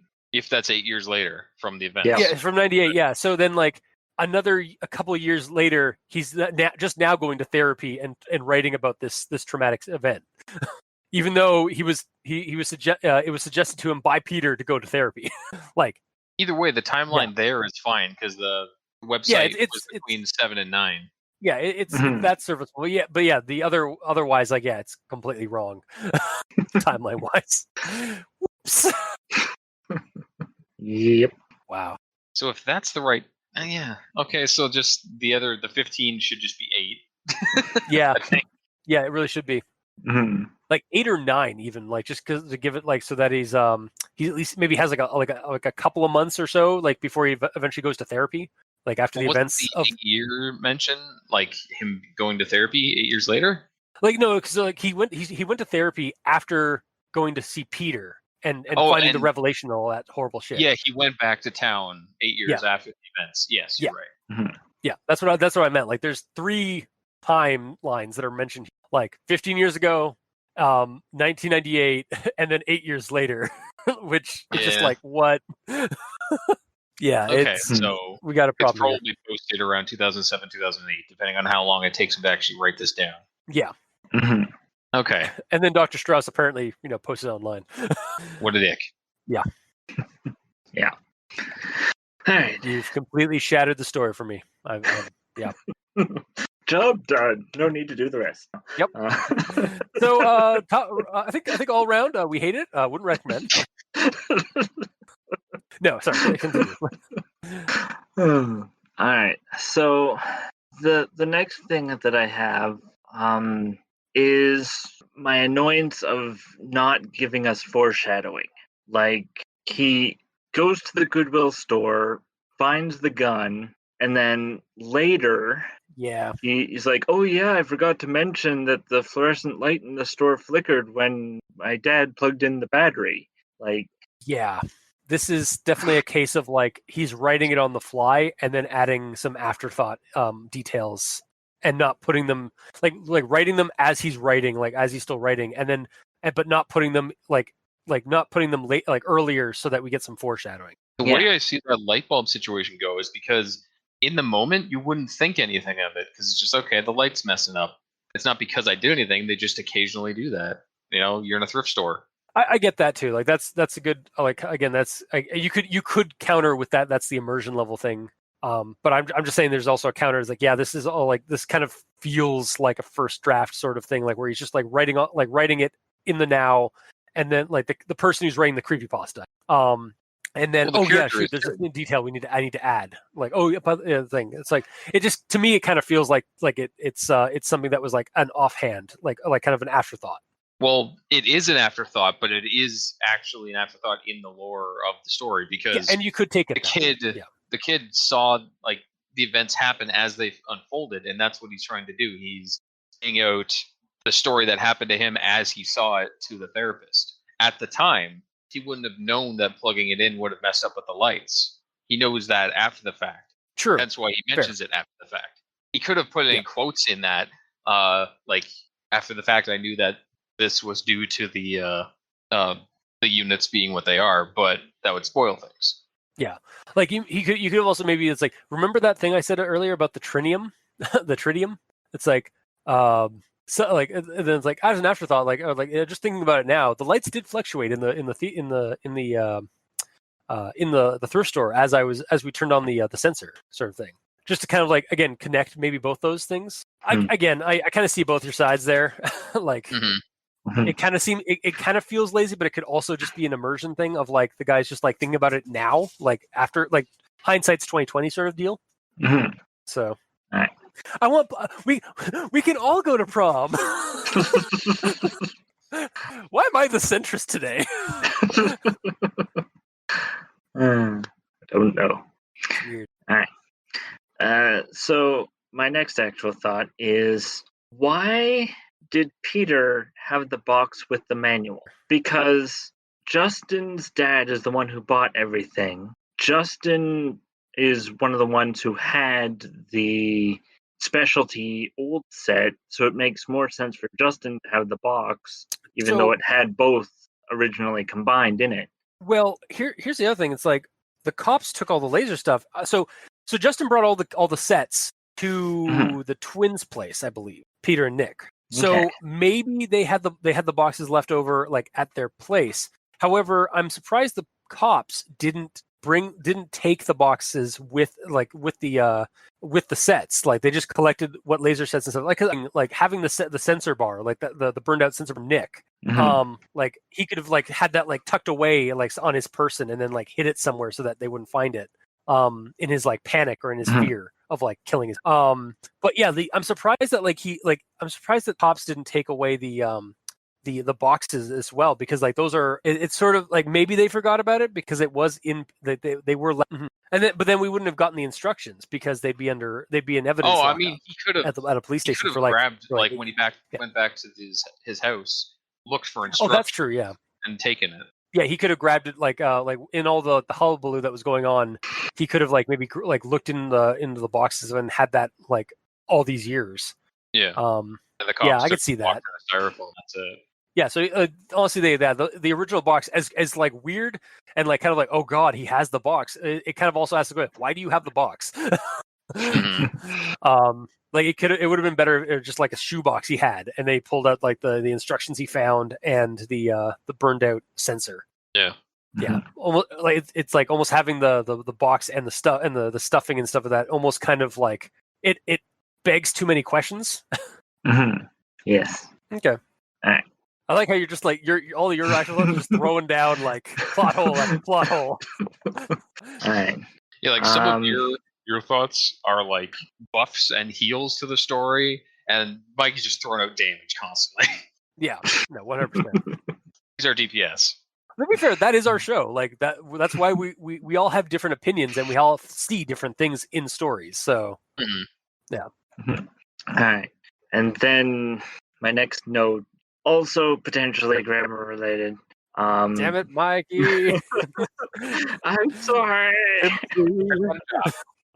So basically, there's a section where they're talking about laser tag arena, and then we get a paragraph dedicated to paintball, and then we're back to the laser tag. So the reason I put this here is because I sort of tripped over it a bit, because I was reading it and I guess skimming part of it. So I was thinking laser tag, and then when I got to the sentence of, I also feared the pain that would come from being hit, I still had laser tag in my mind for some reason, so I had to go, wait a second, and backtrack. Like, oh wait, he's talking about paintball. That makes more sense. Okay. Yeah, fair. Sounds like the problem is you skimmed part of it instead of reading it. Yeah, that seems really like the big issue there. That seems like a you problem, not a story problem there, Mikey. I'm Well, not saying it's you, but it's you. No.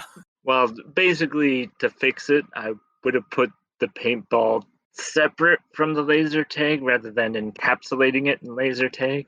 So Yeah, like have an entire paragraph dedicated to him talking about paintball. Yeah, like they Yeah. could have like had it at the beginning before like the laser tag stuff. Like they show like their other alternatives, like all of the other alternatives before. It's like, and then we went on my birthday. We went to this the fun center where they had laser tag. mhm, Rather than have it like in the middle of the laser tag discovery. mhm, yes. But it's still on you. No. Well, yes and no. He does have a point, though. Yeah, no, I do agree. Mhm. We are getting way too like amicable and like less confrontational to one another in these. Well, I'm not gonna lie. No, I don't hate it. I don't hate it at all. I'm just like commenting. It's like we used to be very like contrary to one another, or very adversarial towards our contrariness sometimes. Mhm. I mean, mainly you and me, but yeah. Yeah. And then my final actual thought here is that the whole sort of 8 years after Nick's death that Justin is going to see Peter seems a bit too long in my mind. Like, it would make more sense if it happened closer to the funeral. I mean, no. Like I can understand like not like he hasn't even been in his town like for that long afterwards. So like he basically like went on the funeral thing happened. Like there's a couple more years. He went on to college and came back on March break, and then this friend of his like is trying to get a hold of him. Like I can understand the distance, like the time frame, because like I know like I have similar kind of things where like not like, oh yeah, I killed a man. Like, that one friend group, like we kind of just like went our separate ways after that. No, after Julian died. No. Yeah, of course. Yeah, we didn't go our separate ways. We stayed friends after having to bury that body. I mean, Yeah. what? Cut record. Yeah. No. Yeah. I mean, it seems like enough. Like it seems like an adequate amount of time, honestly, to me. But Here's the point that I think Mikey's trying to get at. They're currently, they basically just graduated, like grade 8 or so, right? Yeah. Sounds of it. So they went through the entirety of high school without bringing this up. I mean, again, I can see that. Like maybe they didn't even like. I can imagine them even probably like. Doesn't it say that they kind of like went their separate ways after that, like after these events, or did they stay friends? That's the other thing. Like, I think we're maybe missing out of all the details and content we get in the story. We might be missing that like they separated their group like fractured after this event because of the trauma of losing Nick.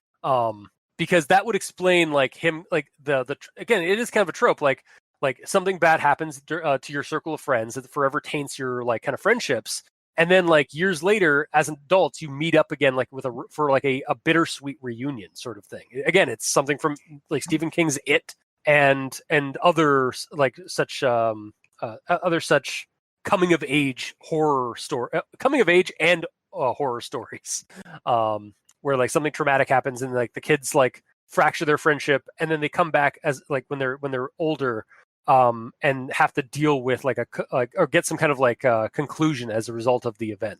And I skimmed over the section about like college and all that. It doesn't talk about anything in regards to whether or not they talked after that or like how high school went after that.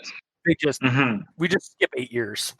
Yeah, not important. And again, like I mean, I could understand the story is goes into pretty like a lot of depth on like this whole event. Like we got 19 pages basically, or like maybe 18 to 17 pages if you exclude like some of the other like some like editors stuff. But like of this event, and then but this one thing is kind of like just brushed over, like not even like given any kind of detail at all.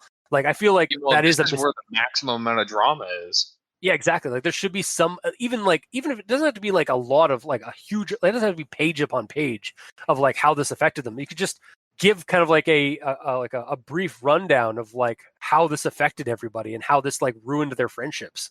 Because again, that kind of stuff happens. Like something like this traumatic happens, and it will break a friendship circle. For sure, but because it's not mentioned, it almost felt like they went back to life as normal. Yeah, and but then that's like not the case. after college is the reason that they separated because they're all at different colleges and shit. Yeah, exactly. But So that's not the case. or is it? I don't know. I mean, yeah, I think we're just missing some details that the story needs to kind of like be more complete.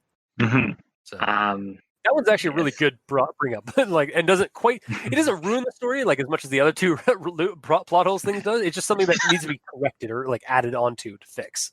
All right. And yes, I have one more actual thought that I just thought of. Okay. The shoes. Yes. So somehow the shoes survived. Why weren't there feet in those shoes? I mean, yeah, that is a staple of that trope of being vaporized. It's like because clearly the shoes had to survive so that we know that somebody got vaporized. But so yeah, I was expecting them like pick up the shoe like that should have been like the fucking like the horror like revelation was them picking up the shoe and finding Nick's like feet still in there just like burned down to like the ankles. Or they like they check the gun and like they peel off like a sticker on it underneath it says Acme Corporation. Yeah, that's why. Also, the reason I was also thinking like the reason why those shoes survived is because they're fucking Air Jordans and they're a miracle upon humanity. Yeah, I'm sure that's it. Yeah. To reference that, like I think it was a '90s movie, the Like Mike, the one where like the kid is all about like those Air Jordans or like about like those special sneakers. Yeah, sounds about right. I think he got it from like a basketball game. Anyway, yeah. Yeah, you're right. Not to be confused with Magic Mike, which is a completely different movie. Yes. It's about male strippers. Cool. Good to know. Anyway, yeah, that was the end of my actual thoughts. So on to Gamer in Yellow. Cool. Let's see what I got left. This quote here: without going into further detail, here's the post all cleaned up. My response to that was, "Oh, geez, you're just asking for the Grammar Inquisition to come down," and you did. You did. We brought an hour's worth, an hour and a half worth of wrath upon thee. Yeah. We were a wrathful Inquisition. A little bit. And then the start of the actual story happens, and I'm noticing that it's talking about it being a journal, but it's not journal format. Maybe it's not saying this is the journal, but Nair has been writing in a journal previously, and it'll tie into the plot, but this account together is separate from that. Like, that's what I was thinking at the time. Yeah, because we did come to the conclusion that it's a different type of journal. Yeah, it's not like a daily journal. It's here's a piece of paper, write down what happened. Yeah, it's a therapist journal. Yeah, there should be a different word for that. There probably is. Maybe, or it could just mean that. I mean, words can mean different things. Yeah, but they shouldn't. We have enough sounds we can make with our mouths. Like, why isn't that a florgan or something? We can say other things. Why isn't that a thought, like a thoughtful? There you go. Or a theremal. Theremal? A therapal. Or a theory. Like a therapy diary. Oh, yeah, there you go. Nailed it. I'm sure if somebody in the comments can leave us like the answer if there is actually an official like other word than just a therapy journal. Yeah, we don't care enough to try Googling it. We're a little tired. It's been a long run for this story. Anyway, next quote. Yeah. You kind of brushed on this, but we didn't talk about it at length. The last thing I'd want is to have the story somehow go public or get bigger or something, and then some reporter goes out tracking us down, opening up old wounds that some of us might have healed by now. And my response to that is, but you wrote this up and put it on this Creepy Toys website. That's pretty damn public. Also, well, he may not have posted it. Somebody else, maybe it was Dr. Strauss, maybe it was somebody else who somehow got a hold of the therapy journal.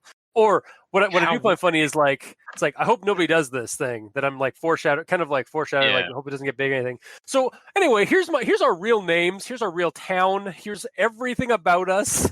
That like with some legwork you could probably find us if you looked on the website. If you looked into like the 1998 like any news reports of the local town, you could probably find Nick, like the missing person of Nick, or the search for Nick and stuff. Yeah. So you could basically hunt us all down and like ruin our lives. But here's all the real information because like at no point does he say that the names have been changed. You know who should have done that? Ed. Yeah, Ed really kind of dropped the ball. Especially Yeah, he saved his lot. own ass because like in the about page of Cold Relics, he says, "Hi, I'm Tyler, not my real name." Just like it's like wow, like yeah. Yeah, the long and short of this whole segment though is either the immersion tie into the website has to go, or the fear of this being public has to go to like fix the immersion of all this. Yeah. Because like if it Or wasn't maybe talked just- about it, yeah. if it was just a separate thing, like the story itself, without Ed doing things at the start and at the end and the extra thing, like it functions on its own. Yeah, honestly, I think it might even be fine if you just removed that like commentary. It's like I hope nobody finds this. Like, just you Yeah, don't that's need the other that thing at I all. said. Yeah, either remove that or remove the tie-ins to the other website and stuff. Yeah, but unfortunately, that is kind of part of this whole shtick. Is like it has this wraparound narrative of the Cold Relics website. So, and the creepy toy. Oh, sorry, the creepy toy. Yeah. Creepy toy website wraparound. But that's what I'm saying. It doesn't matter. We're repeating ourselves. Yeah. Anyways, moving on. We played other things, of course, mostly Mortal Kombat and Mario Kart. But the epic James Bond shooter was the crown jewel. My response to that is, oh, if you kids only knew what was coming at the turn of the century. Perfect Dark. Yeah. Actually, I didn't realize that Perfect Dark had come out like long after GoldenEye. Yeah. I kind of just mashed. I just mashed the 64 like 90s games together into 1 year. into one. Yeah, I just combined that decade of gaming into an amorphous timeline. Yeah, no. Because most of the time it was huge, and Rare was like, okay, let's take this, just make it way better, and also Cyberpunk. Cool. Yep. Gamer, you could always run Perfect Dark and Shadowrun. I know. And who do you think my next character is going to be? No, I mean, you could run a game. Perfect Dark in Shadowrun? Yeah, true. Yeah. That could be how you GM. Anyway, sorry. Yeah. We've also said, like, hey, you could run Warframe in Eclipse phase, and then I'm like, yeah, and then we don't. That is a really crunchy system. Again, we need to learn the system. Dude, Shadowrun. Is it really that bad comparatively? It is a different dice system. It uses it's more of like the percentile blackjack sort of rules. Like, oh, really? It uses percentiles for a lot of its stuff, and it follows blackjack rules where like you have to you want to get to a certain number close to like a target rather than like simply under and over. Oh, weird. Yeah. So if you go over that target, you fail.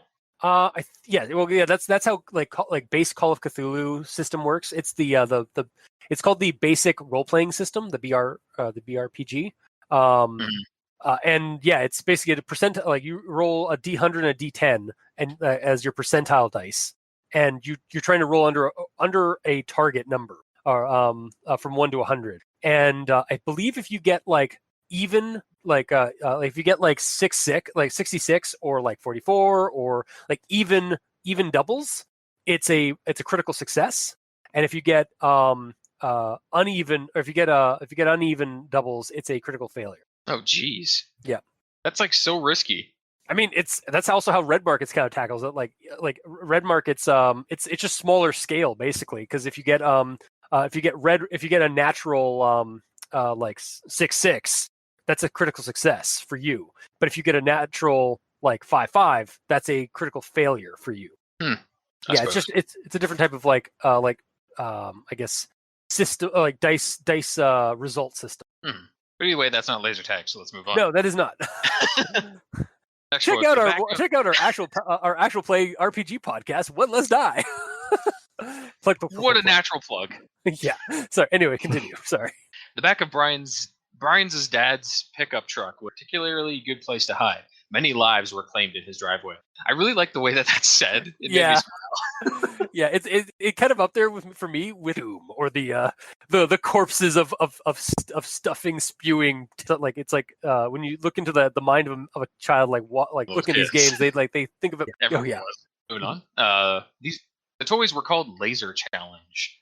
As soon as I read that, flooding back to me because I had a Laser Challenge set of pistols as a kid. I probably still have them in my house. Here's a picture of them. That's not in my house. God. But I have, which came with 2 pistols each. That is hilarious. There's no back units on these though, which is weird. Maybe they were a different one. Maybe that was version 3 or V1. Well, yeah, the V1 has. That's awesome. Yeah, and for the audience at home, since they can't see it, Gamer has just linked us an image of the laser challenge thing, and yeah, like I fucking play that. Look up Laser Challenge V2. It'll probably show up. Will that show up in V2? Probably. Laser Challenge V8. It's just a bottle of tomato drink. Yes, V2 did show up. I have the pistol ones. Nice. I always wanted to get like the huge like rifle and everything, but I didn't play it enough. So that I didn't. Yeah. Yeah. Yeah, how much did you play it? A little bit, not much, as I said. Yeah, I think a lot of the amount of times. Yeah, I think that's just a thing that kids do. Like, it's like, oh yeah, cool toy, and then like they spend like a couple of times with it, and then they forget about it because they're also brains because are on. I was the only kid that had them, and I had these 2 pistols, and that's it. You didn't have any of your friends like were around. You didn't have No any one friends? else bought Laser Challenge. I'm like, okay, we can. You guys don't want to play it? Yeah, I think I used it as a prop more for Manhunt than actual using it as the Laser Challenge set. Yeah, man, I will say like out of all this, like what I'm realizing is like this story really just invoked in I think all three of us nostalgia for like as kids in the 90s. Oh, totally. Like it really like it grabs that like our audience to a degree. 100%. But yeah, moving on. So I'm just gonna read this description. The first description of well, I guess I don't need this whole paragraph, but regardless. When it first describes the box of the knockoff guns in the toy store or in the thrift store, it like describes it pretty accurately, saying like there's a swirling James Bond gun barrel and like with the white circle behind them, and it's clearly knockoff and has like the kids holding the guns and it's like showing them in pure detail. But with all of those words, I didn't even know if they were handguns or rifles because it doesn't say.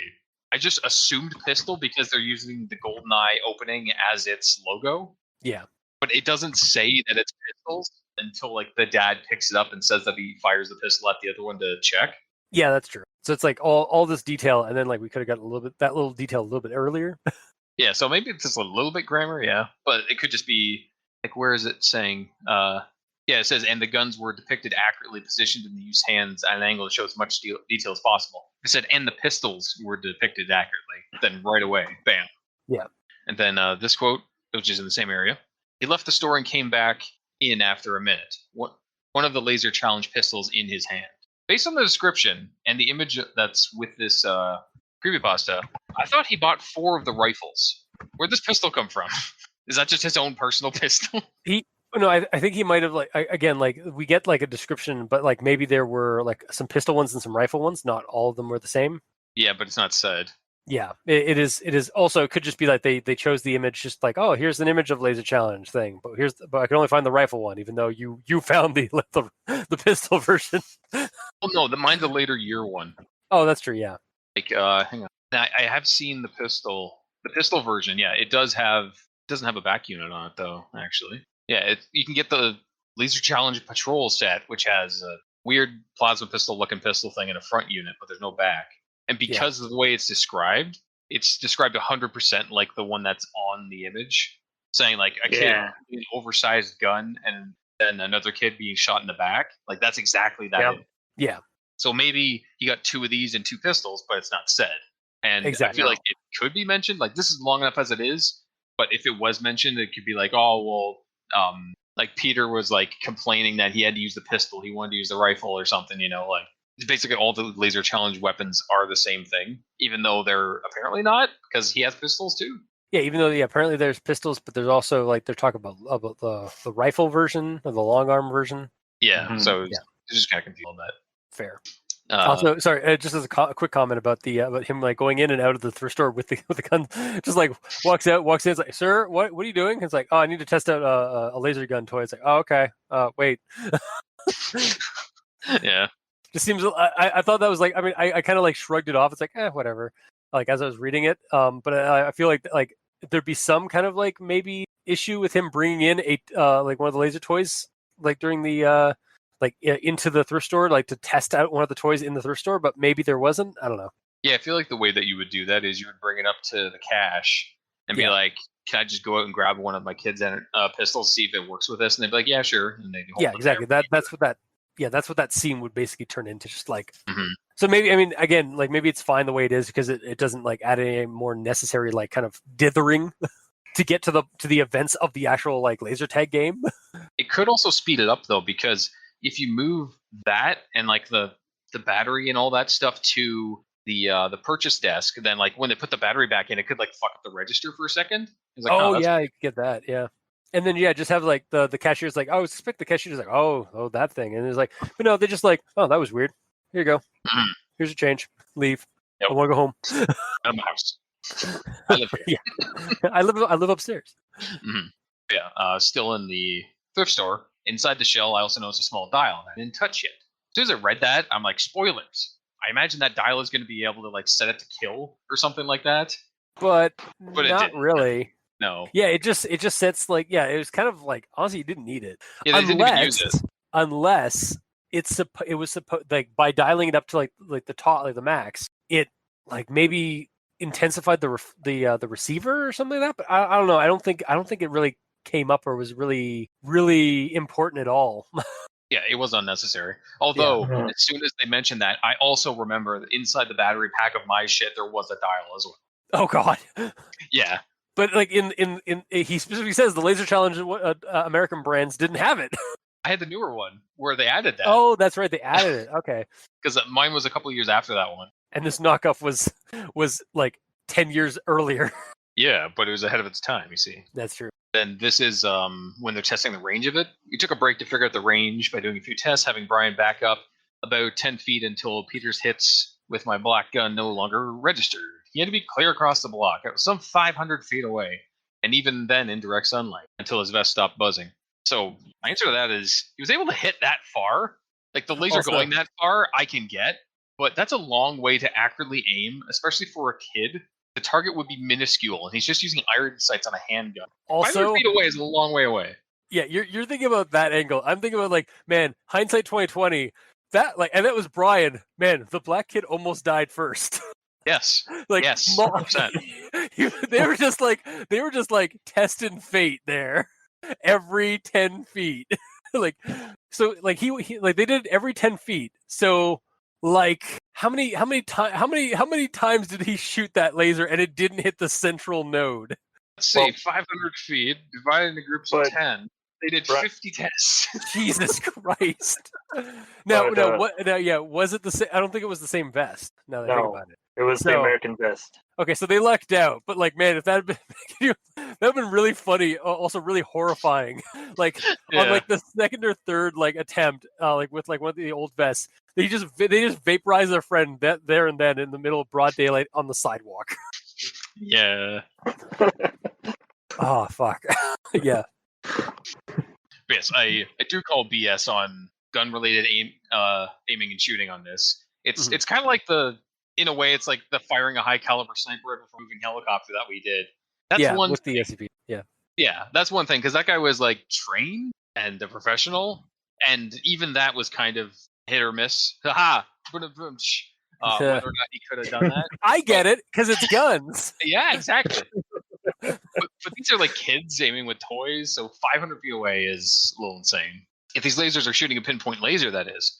But maybe it's shooting like this huge like cone blast that they're not aware of, hence why you can always hit. Yeah, it's a shotgun blast that goes 500 feet. Yeah. I don't think it is. I think it's just like a pinpoint because that's otherwise like they'd be much easier to like again blast that central node. True, yeah.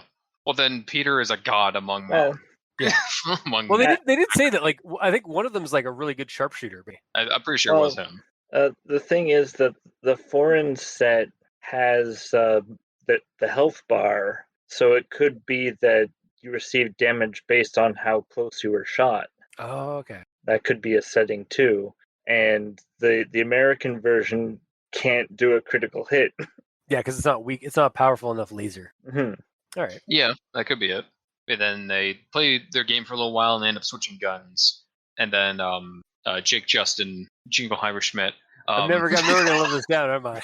No. Damn it. he said also once I took a hit for the first time. So like he's been playing until late afternoon and he hasn't been hit, and his friends haven't called bullshit on him at all. I mean, hey man, if the sensor doesn't go, the sensor doesn't. The sensor doesn't like light up. The sensor doesn't light up. Still, like, man, I would have complained way earlier. It's like this guy has never been hit once. Why? Why don't we change the teams? Yeah, definitely. He's kicking our ass. This is no fun. I'm gonna go cry. I'm gonna go tell my mom. No, my mom said we had to switch teams. Mm-hmm. Totally. So then Nick disappears. Peter's freaking out. Nick is never found. Time passes until senior year of college. That happens. Yeah. So, like, has Peter been freaking out this entire time? Like, constantly in that, like, that state where he's, like, inconsolable and you can't talk to him? No, I mean, my guess is that if you look at his family and stuff, that family basically was ruined by this event. Well, I understand that, but, like, when Jake Justin Jingleheimer Schmidt gets home, he's able to just go talk to him, and he talks to him relatively normally. When did that happen? When did he get some form of normality back in his life? When he went to therapy, he started going to therapy after that, or apparently more recently. So I guess it's just something that we brought up earlier, where like there's a whole section, like it would make the story a little bit longer, but we should get some kind of like thing that explains like the time, the 8-year drop off. It's like Jesus going into the desert for like years, right, Sure. Mikey? Is it how long did Jesus go into the desert? You were there. How long was he there for? I know he goes in there for like a long ass time, but like it's not none of what happens in the desert is mentioned in the Bible. Oh yeah. But it's like years go by, and then he comes back out of the desert. Yeah. I don't know if we should be. It's a We long probably time. should not be criticizing a theological subject, or else invoke the wrath of Christians, which I mean they have a bad track record as it is on reactions. But anyway, moving right along. Yeah. So next quote. Yeah. Hello, I am posting from Poland. I have a good grasp of English. The box you described sounds much like when I saw my neighbor's attic. As soon as I read that, this is another reactionary thing. I'm like, no, don't explain it. You'll wreck it right at the end. Thankfully, he didn't explain it, so he just kind of confirmed what Justin already. But it was also unnecessary, honestly. Yeah, kind of. It really didn't have to be there. Like, other than like, it just really added that like there were more of them manufactured. Like, and like here's an example of another one somewhere else in the world. So yeah, it kind of does that. That's basically. But honestly, like the guy, like editor, could have just added like. There's another comment that said basically that kind of like didn't say a whole lot more than what the story already kind of goes into, but it just added that there were definitely other copies of this product elsewhere in the world. Well, there has to be because it's already a finished box and everything. It's one thing if it was just a random box. I mean, it could be like a prototype sort of thing. They wouldn't have done a finished box for it. They might have. Like I'm thinking of like toy manufacturing and stuff like that. They might have like had like a prototype that they just that got like lost on its way to a manufacturing thing, and then they just never able to like make it into a full product line. Or again, maybe. Supernatural bullshit that it's actually not, the toy is just like this weird artifact. That's a way cooler way. Yeah. The next one we kind of talked about it because he got the sensor by hiding it in the fetal position, and then my last note is just in regards to them being upset that the knockoff guns had no backpacks. Like, the way I would have done it personally, I know they're them and I'm me, but I would have given both pistols to one guy and have him wear the sensors on the front and back. But then someone has to sit out. Yeah, they do that on GoldenEye all the time. Oh, that's true. I think what they were trying to do is like they wanted to play, like they wanted to play like all of them at once, not have the restriction of 4-player. Oh, I know, but it sounds like they would have had more fun if they had the back units, or or a faster chance of being vaporized. No, except the guy with the actually no, they'd never get vaporized because if the American brands, I mean honestly, if that was the case, the dad was risking being vaporized by in the thrift store when he was testing out the sensors. He shot it with the American gun. No, that's what I mean. Like, cross-checking. That's what I was trying to get at. Like, the American brands don't affect the threshold for the sensor. So, like, the guy with the dual lasers, like the dual knockoff lasers and the dual knockoff sensors, would basically just be the gunman, like the boss of a game. Yeah, pretty much. And just you could do like 4v1 games against him, like a juggernaut game mode. Yeah, exactly. It'd be fun as hell. Except trying to get those vests off you would be a son of a bitch. That's fine. He's just be permanently that guy. Yeah. Oh, but I want to play the zombie. I'm thinking of like Halo, zombie. Yes. Yeah. And that's it. That's all my words. I'm out of words. All right, now stay quiet for the rest of the episode. You got it. Whoops, I broke it. Damn it. All right, so let's get to brass tacks on final thoughts. I did really enjoy the format of the wraparound narrative of like the toy site, like the creepy toy site. I think it's a cool idea to tell stories in like almost an anthology sort of way. Like here's a couple of kind of one-off stories that all are connected via like they have like a weird anachronistic creepy product. I think that's cool. And the story as itself, it really kind of like I liked the story itself because it brought me back to the 90s and my own kind of childhood. Like I was able to familiarize and like relate to the stories, like what was going on in the story, and I liked the horror tropes, as tropey as they are, that are brought into the story, like the cursed object found at a thrift store and like a laser tag gun that actually vaporizes a character. Like those are all like really fun horror elements and stuff like that you can bring to this table. Now, through this discussion, we have commented that there are a lot of issues with the story, like between grammar issues and plot hole situations with the continuity. Things need to be fixed, like things need to be added to the story that I feel like a couple of some editing would definitely repair and fix, and like it would make the story a little bit longer. Maybe it wouldn't. Maybe like some of the things that you remove would actually kind of just even it out. But ultimately, I think I'd still recommend this story despite all the issues of it. The only other kind of like thing that I might say as like a negative toward the story, or like kind of like as a like for against the recommendation, is the story, while it is fully detailed and immersive into like this event and these kids, like this whole event that happens to these kids and like them playing this game and having it ruined for them, it's kind of dragged out a little bit to a degree. Like I enjoyed the read, but there were a few times where I was like just kind of like it wasn't like all right, keep going, but I was just like, man, this is really going on a long time. So that might be a point against it, but I think for the most part, I would still recommend this story. It just needs a lot of editing work for some of the grammar stuff and things. It's not perfect at all, but it's still worthy of checking out. Mikey, these stands for you. All right. For me, I feel the story ends up going too far. Like, yes, he's vaporized, but then we end up with Crazy Peter 8 years later with a manual that explains that how he the guns were dangerous. Yeah.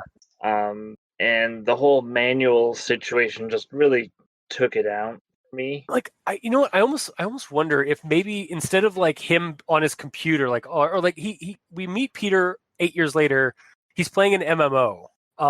So like maybe in that 8 years he's been like digging into this information, like trying to find the product and like the manufacturer and stuff like that for this thing. So he's like dived into the deep web. I know we're pulling into the deep web trope here, but that feels a little bit more like kind of a little bit more reasonable for this kind of story than for him to have like just happened to have like snagged the box and the manual and all that stuff.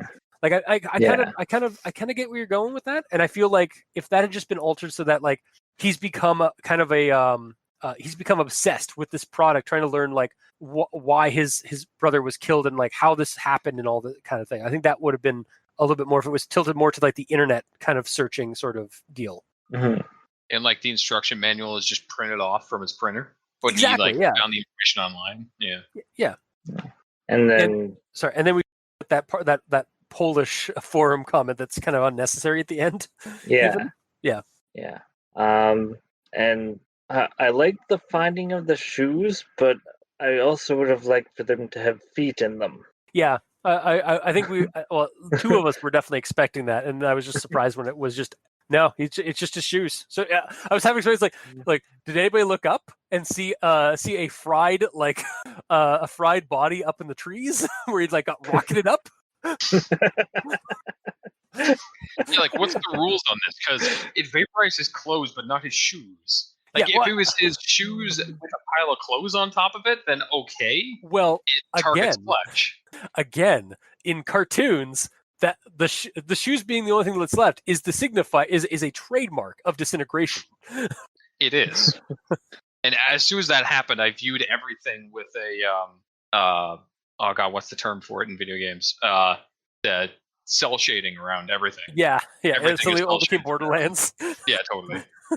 Yeah, no, I do agree. There should have been like maybe some graphic, just like again to add like if you're gonna up the ante with the kid being disintegrated, fucking have like some graphic like all that's left of him are his shoes with his feet still intact inside.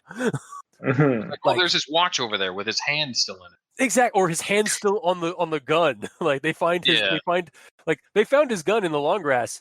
His hand was also attached to it. Mm-hmm.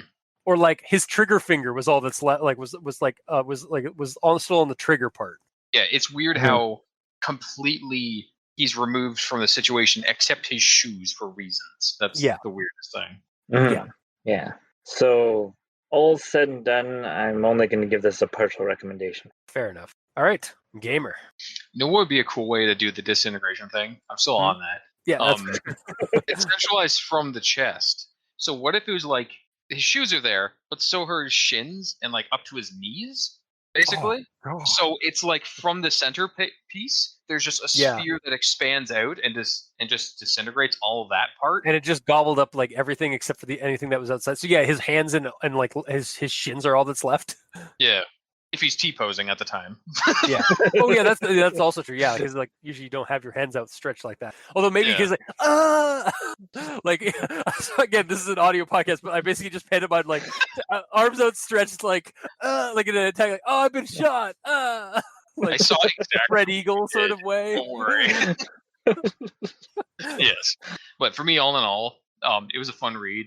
It was very. I remember a lot of things while going through that. I was hit by a lot of nostalgia, and I'm sure that twisted my my response to this to the more positive than it may have been. Like for example, most of the problems you guys brought up, I didn't even notice while reading it because I was just enjoying it. Yeah, I was just exactly. like, oh, I remember Laser Challenge. Oh, sick. Oh yeah, I did that too. Oh man, I think I have one. I think I still have it in my basement. I'm wearing it right now. That'd be really funny if you are. No, what the title card's gonna have, gamer. Hell yeah, that's fine. I'll be wearing both of mine. I'll have both pistols with like the front and back unit on because they're only front units, but you can wear both, I guess. So I gotta do Among Us characters of us, but your character has the laser challenge gear on. V2, please. Yes. Yeah, I like the read. There wasn't really too much that pulled me out of it. Like I mentioned, though, there's stuff like the end doesn't really need to be there. Yeah. The story could stand on its own without like the editor and without the message at the end. Just it being itself, I feel like it would be stronger.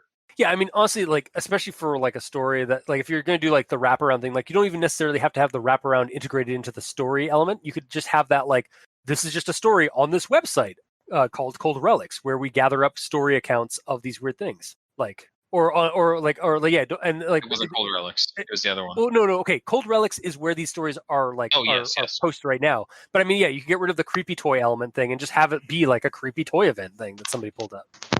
So yeah. Yeah, pretty much. But all in all, I enjoyed it, but it's not perfect, so I'll give it a partial recommendation. It's a long read, but if you're a 90s kid and you played Laser Challenge, you'll enjoy it. Yeah, I think honestly the general consensus is like we all partially recommend it and in relatively positive light compared. Like even despite all its flaws, like because it does have a lot of flaws, but it still was really fun to read and enjoyable. So it wasn't even a slog for me to read, honestly. I'm not. I was just saying like there were. It wasn't like a slog. Like I think there's a couple of stories. Actually, I think you had a story recently that where you just like I hated this, like because it was such a slog. You slept. You fell asleep through it. I did through the one story. Yeah, I really did. And I want to iterate. I did not have that kind of like that level of it. It was more just like this story is like I was like halfway through. And I was like, man, the story like we were going into a lot of detail on this like kid's adventure. I don't hate it, but I'm like it is a little long. Like I could see like Devil's Advocate. Like you could maybe like skim some of this out if you were trying to like meet a quota. Yeah.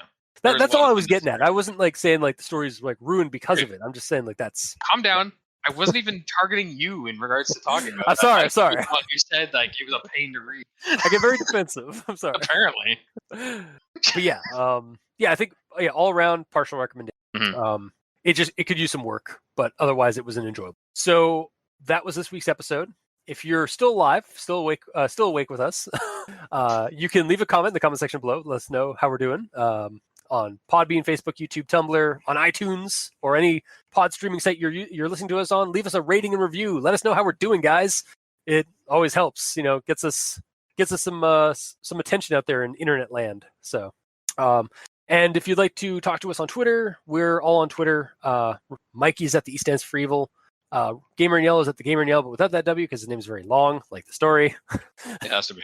And my tag is Review Cultist. You can send us emails at aldenterigamortis@gmail.com. That's ALDENTERIGAMORTIS@gmail.com, where you can also leave us suggestions for other creepypastas, SCPs, spooky stories, similar kind of like things like this, where like they're from a website that has a bunch of like one-off story accounts and stuff, or cryptids. We'll talk about it, we'll discuss it, we'll review them. We always look forward to when we do get them in our comment sections or on our emails and such. And if you'd like to help support the show financially, you can go to our Patreon, look up Al Dente Rigor Mortis, and select the back if you'd like to support us at. We've got special episodes, early access, extra content. Just depends on how much you want to donate to us and support us. We very much appreciate it, especially to our patrons. They're helping keep those hosting bills at bay.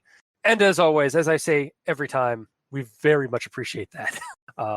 And to our listeners and the authors of these stories, thank you guys just as much, because without your listenership, it would be like speaking into the void for 3 hours. This is a long one.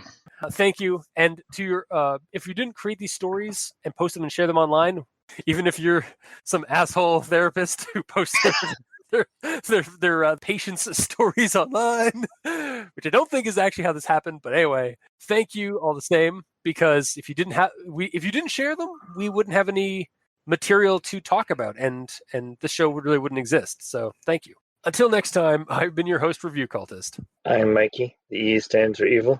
And I'm the Gamer in Yellow. This has been Al Dente Rigor Mortis. Sleep well.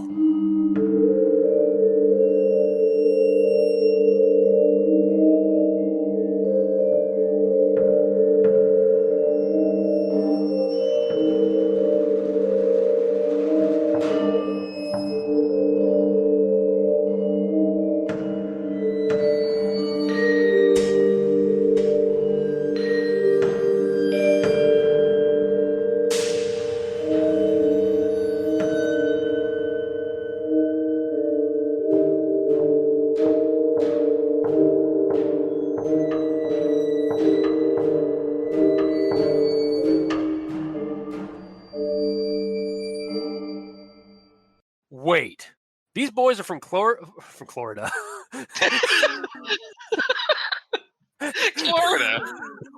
That's my favorite Stevens.